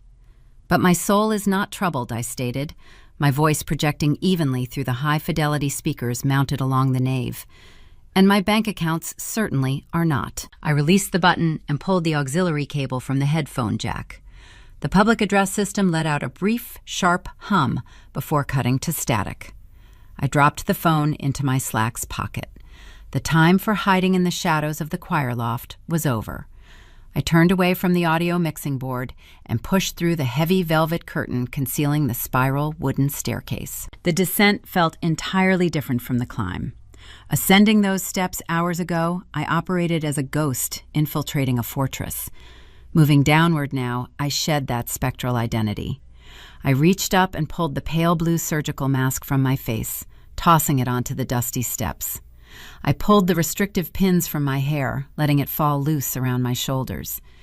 Every step I took resonated with a dull thud against the old timber, a rhythmic countdown marking the end of their elaborate fiction. I reached the bottom landing and pushed the arched wooden door open. It swung wide on its heavy iron hinges, revealing the rear vestibule of the main sanctuary. The bright morning light filtering through the towering stained glass windows hit my eyes, forcing me to blink against the sudden glare. I stepped out from the alcove and turned the corner, aligning myself with the center aisle. The congregation turned in their wooden pews as one synchronized entity. The collective intake of breath sounded like a sudden rush of wind sweeping through a narrow canyon. People seated near the edge of the aisle physically recoiled. They pressed their backs against the wooden backing of the pews, pulling their knees inward, shrinking away from my path as if witnessing an apparition. A woman in the third row dropped her leather handbag, the contents spilling loudly onto the floorboards. No one moved to retrieve the scattered items. I walked forward. My rubber-soled boots traded their muted thud for a sharp, defined click against the marble central aisle. I kept my posture straight, my shoulders squared, and my chin elevated. I passed the elderly couple from my childhood street. The husband had his arm wrapped tightly around his wife. His eyes darted from my face to the glossy funeral program trembling in his hand, struggling to reconcile the living, breathing woman walking past him with the printed obituary resting on his lap. I walked past my former high school teachers. The fabricated grief on their faces morphed into profound confusion, and then, slowly, a creeping sense of betrayal as the reality of the situation began to take root. They recognized the catering uniform. They realized they had paid for this theatrical performance. For 32 years, I navigated this community as a background character. I was the reliable daughter, the quiet sister, the utility they summoned when the network failed or the checkbook unbalanced. My parents conditioned me to believe my value existed solely in my silent servitude. They trained me to avoid drawing attention, to yield the spotlight to my older brother, to accept the margins of my own existence. Walking down that marble aisle surrounded by staring eyes and hushed whispers, I felt that lifetime of conditioning evaporate into the cold air. I was no longer the compliant scapegoat. I was no longer the invisible workhorse expected to absorb the financial damage of their reckless choices. I was the consequence of their unrestrained greed, marching right into the center of their masterpiece. I closed the distance toward the altar. My father stepped in front of my mother, throwing out his arms in a wide, erratic gesture, attempting to physically shield her from my approach. His chest heaved with rapid, panicked breaths. He looked toward the side exits, his eyes darting frantically, searching for the private security guards he hired to control the perimeter. The guards remained stationed outside the heavy oak doors, oblivious to the internal collapse of the memorial service. I stopped at the edge of the burgundy velvet ropes separating the front row from the main congregation. I stood 5 feet away from the people who raised me. The proximity stripped away the grand theatricality of the cathedral, reducing the conflict to its raw, unvarnished core. My mother gripped the edge of the wooden pulpit for support. Her knuckles turned stark white under the pressure. Her chest rose and fell in shallow, jagged increments. Up close, the flawless foundation and mascara could not hide the fine tremor vibrating through her jawline. The custom sapphire pendant, the heirloom she stole from my apartment to celebrate her victory, caught the overhead light and shimmered against her collarbone. It looked heavy, a beautiful, undeniable anchor, dragging her downward into the reality of her crimes. Bradley scrambled to his feet, brushing the crushed white lilies and stagnant water from the fabric of his expensive, bespoke suit. Water dripped from his cuffs onto the marble. The charismatic charm he wielded like a weapon was entirely gone, replaced by the frantic, hunted expression of a man realizing his federal plea deal had just evaporated into thin air. He opened his mouth, stammering, trying to construct a lie to explain the impossible reality standing in front of him. My father found his voice first. He stepped toward the edge of the marble steps, pointing a trembling finger at my chest. He raised his voice, projecting a false, desperate authority, attempting to hijack the narrative before the audience could process the truth. He tried to rely on the old dynamic, the one where he commanded and I obeyed, the one where he controlled the reality of our family. Toxic families rarely surrender when cornered in public. They pivot. My father was preparing to launch a desperate secondary deception to save the $1 million payday and protect his golden child. He assumed I arrived empty-handed, relying solely on my physical presence to disrupt the ceremony. He did not realize I brought the receipts, and I needed to cut off his escape route before he could utter a single lie. My father locked his eyes on mine, his jaw trembling as he searched for a tactical angle. He opened his mouth to spin the narrative, preparing to declare me a disturbed stranger crashing a sacred event. A voice fractured his momentum before he could speak. Sarah. The whisper originated from the first pew.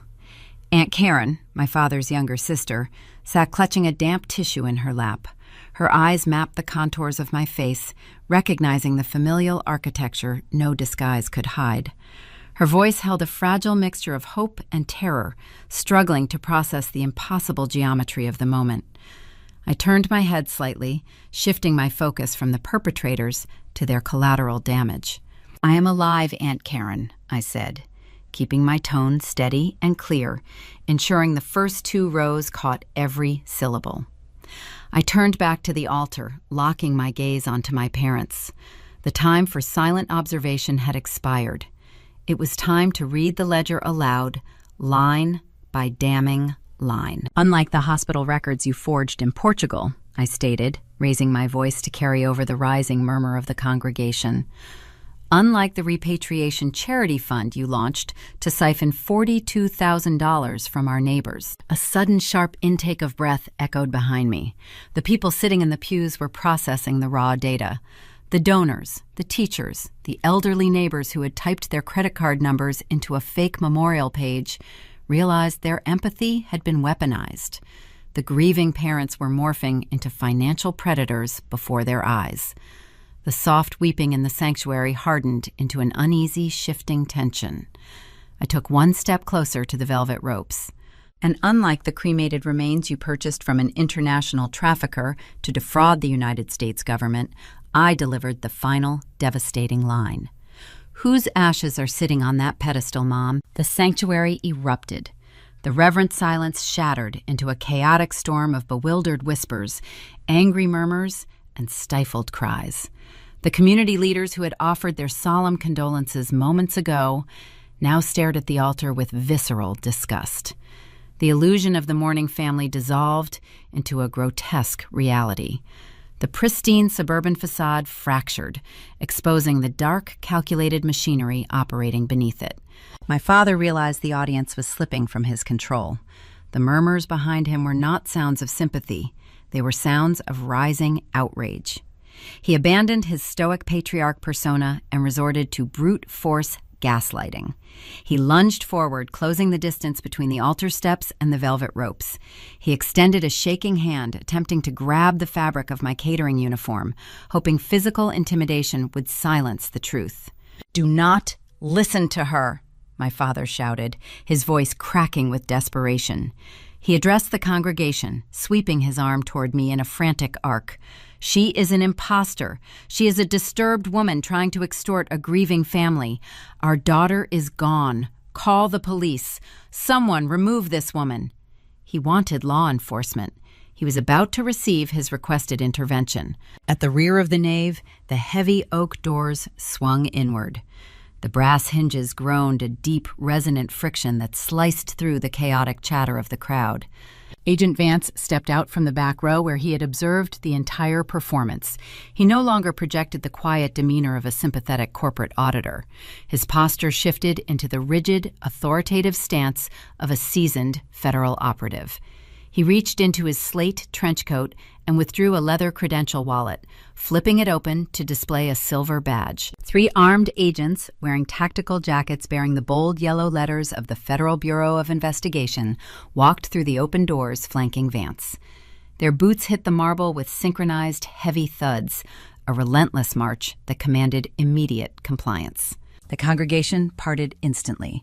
The attendees scrambled out of the center aisle, pressing themselves deep into the wooden pews to clear a path for the approaching federal asset. The anger in the room gave way to stunned obedience. Vance marched down the center aisle, his eyes fixed dead ahead on the altar. The polite facade of the morning corporate interview was over.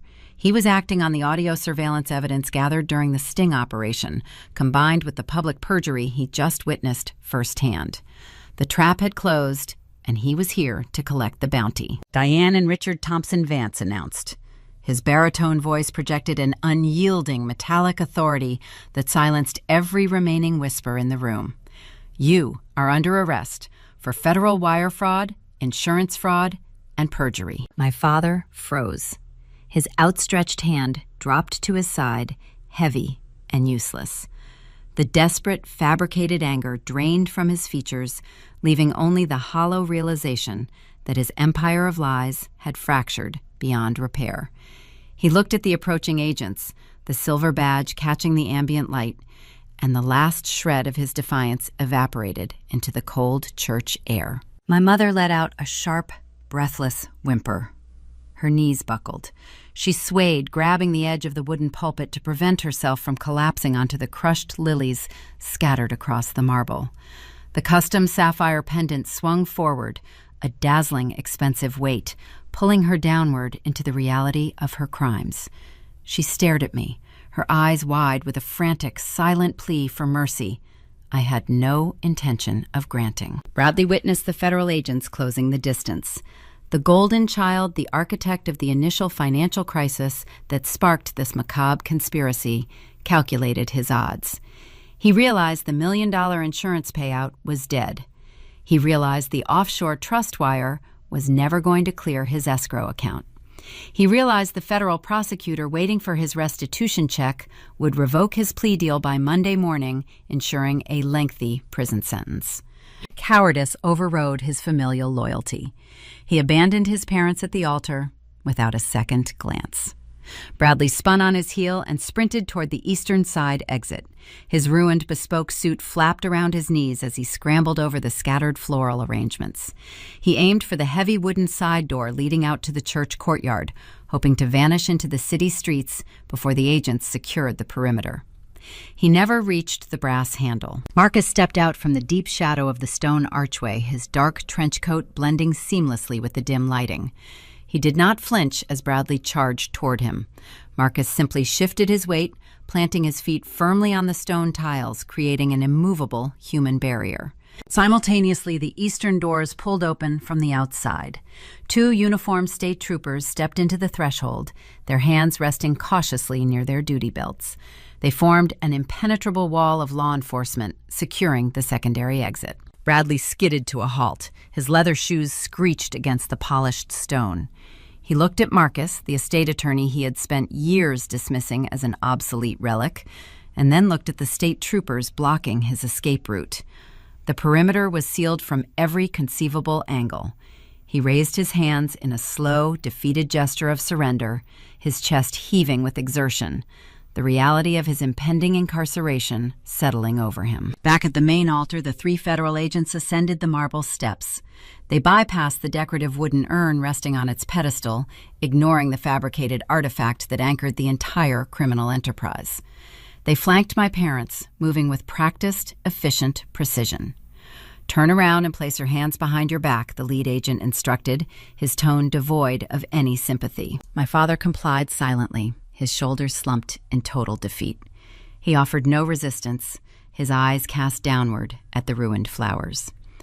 The metallic click of the steel handcuffs locking around his wrists echoed sharply in the quiet sanctuary, a sound representing the final period at the end of a long, fraudulent sentence. My mother resisted for a fraction of a second, pulling her arm away, weeping genuine tears for the first time in 30 days. An agent firmly grasped her wrists, guiding her hands behind her back with undeniable force.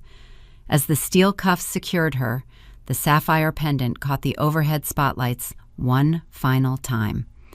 It gleamed against her dark dress, a silent testament to the vanity that fueled her spectacular downfall. I stood motionless behind the velvet ropes, my hands resting at my sides, watching the federal authorities dismantle my family piece by piece. 400 witnesses remained pinned to their seats, observing the chilling reality of the arrests. The fake funeral had officially transitioned into an active federal crime scene. The calculated, patient extraction of justice was complete. Yet, as the agents guided my parents down the center aisle toward the waiting squad cars, one final piece of business remained to be settled. The criminal charges addressed the fraud, but the fate of my grandmother's legacy required a different kind of resolution. The heavy oak doors of Grace Cathedral swung shut behind the departing federal agents, severing the chaotic scene outside from the breathless quiet remaining in the sanctuary. The congregation remained pinned to the wooden pews. No one murmured. No one reached for their coats. The illusion had shattered so thoroughly that the residual shock held 400 people in a collective, paralyzed trance. I turned my back on the empty altar. The decorative wooden urn rested untouched on its polished pedestal, a silent monument to the depths of their deception. I walked down the marble steps, retrieving the burner phone and the auxiliary cable from the choir loft mixing board. As I reached the central aisle, Marcus approached from the eastern archway. He held out his hand, his palm open. Resting against his leather glove was the custom sapphire pendant. He had intercepted an agent before my mother was placed into the transport vehicle, citing the gemstone as stolen property integral to the underlying trust dispute.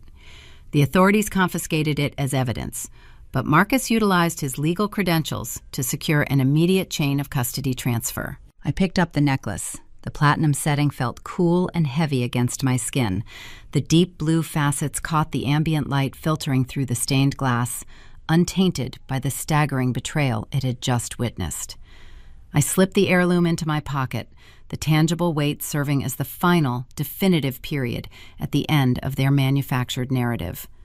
I walked out the side exit of the church, leaving the stunned community to process the ruins of the memorial service. The legal fallout descended upon my family with a swift, mechanical precision they were entirely unprepared to navigate.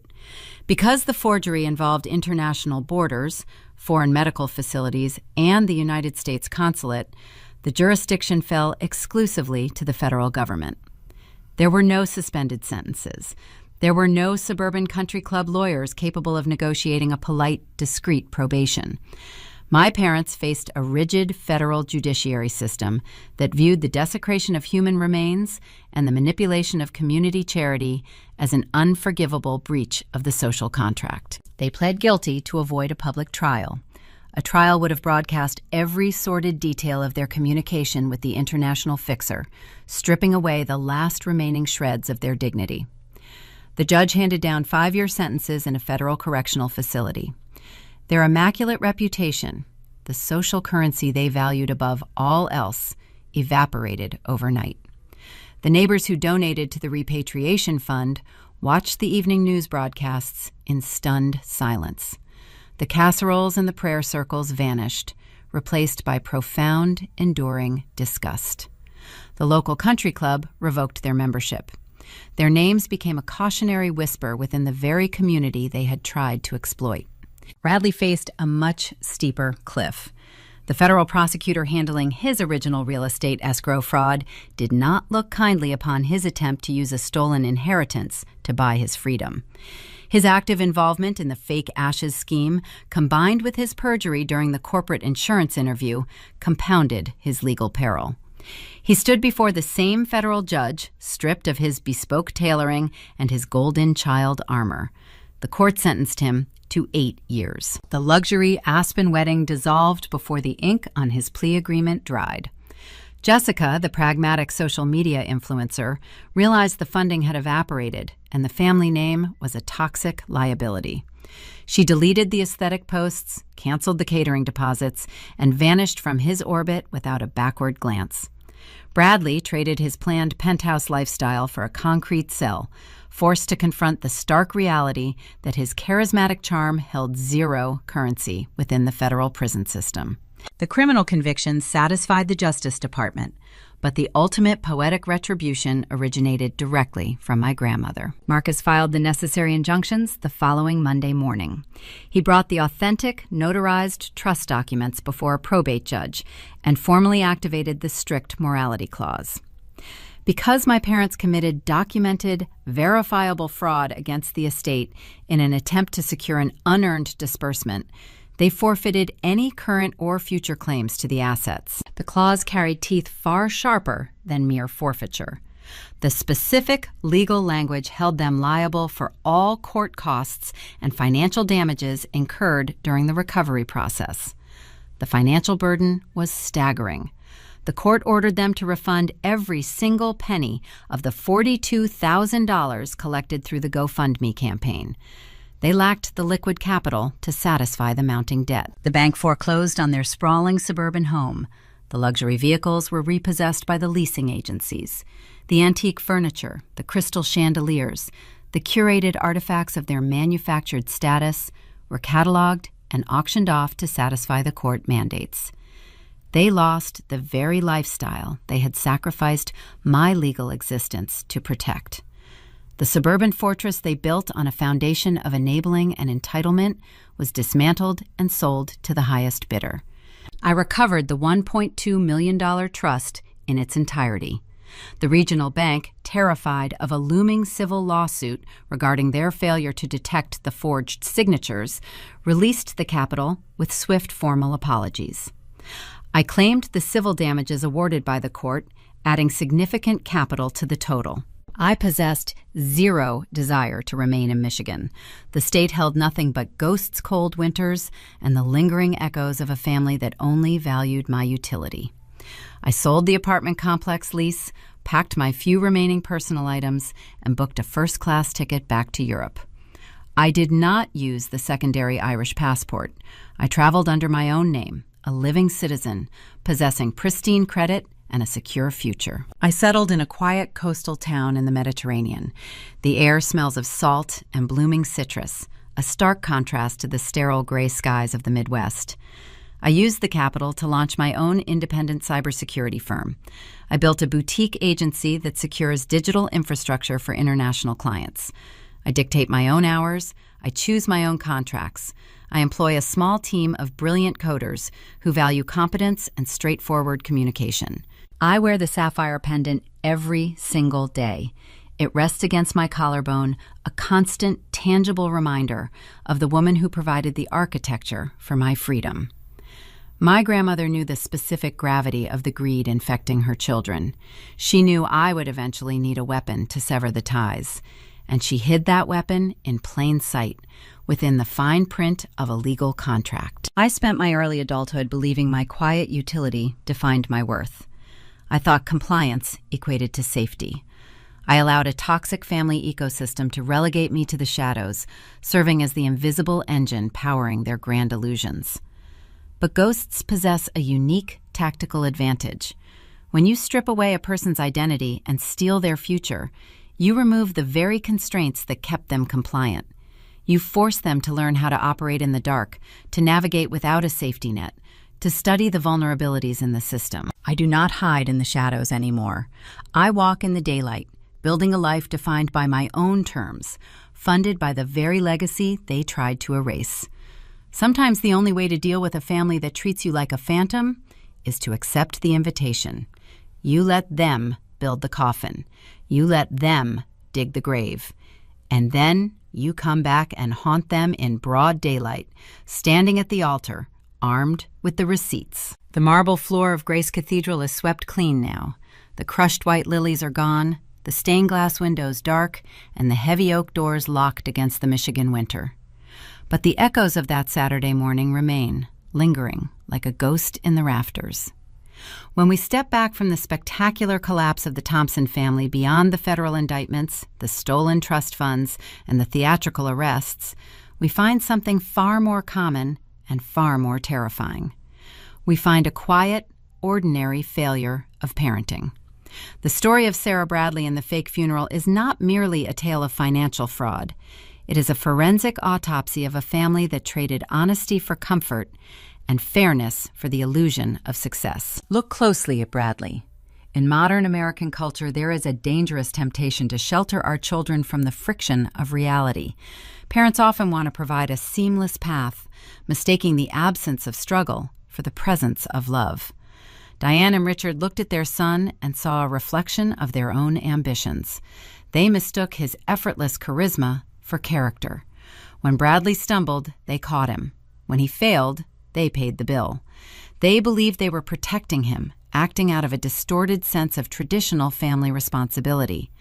But shielding a child from the natural consequences of their actions does not build a safety net.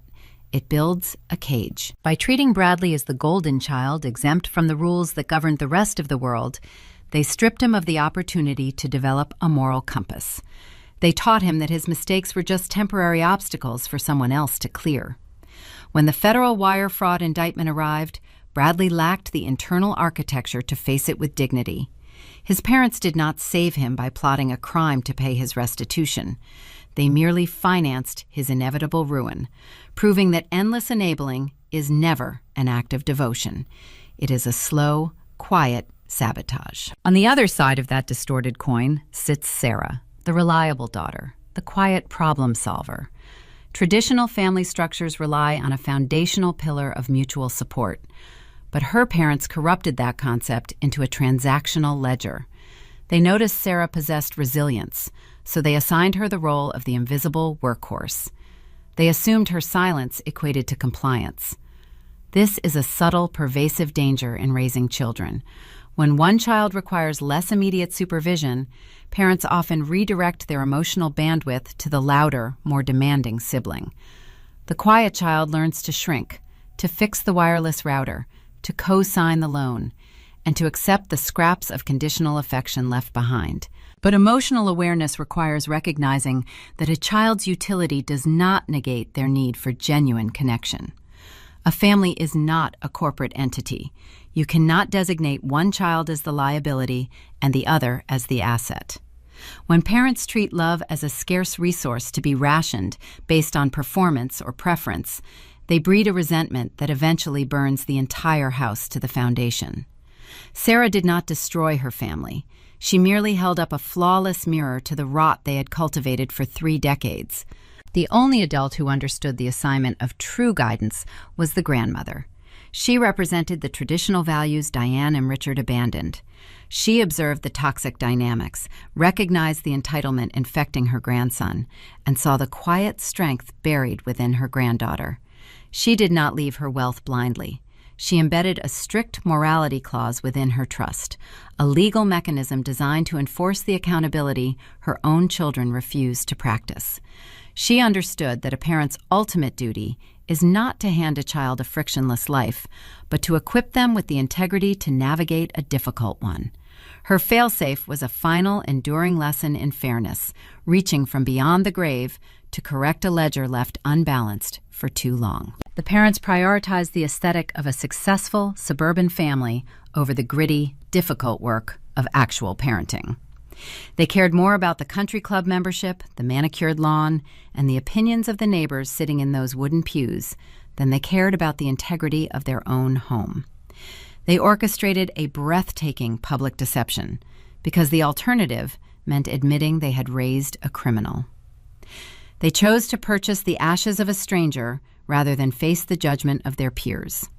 This obsession with image over honesty is a familiar cultural trap. We curate our lives for public consumption, polishing the surface, while the load-bearing walls crack under the pressure of unspoken truths.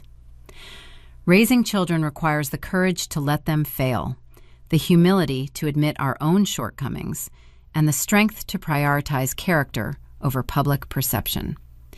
True family responsibility means holding the people you love accountable, even when doing so shatters the perfect picture you painted for the outside world. We all navigate the delicate architecture of family dynamics, balancing our obligations, our resentments, and our quiet hopes.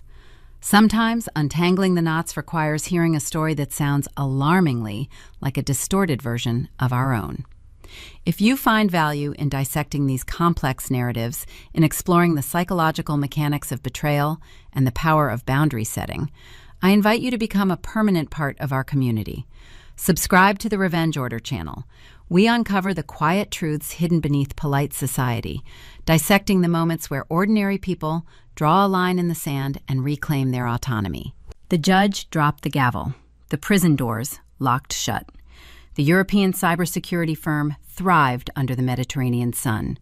The ledger finally balanced itself out. But when the dust settles on the broken lilies and the empty pews, a haunting question remains hovering in the quiet corners of our own living rooms. When we look at the children we raise, the siblings we tolerate, and the parents we seek to please, what currency are we truly using to measure our devotion? Are we nurturing individuals capable of standing in the light? Or are we quietly grooming ghosts to carry the weight of our own unacknowledged failures? The answer is rarely loud. It usually waits, silent and patient, hiding in plain sight, just waiting for the right moment to step out of the shadows and introduce itself.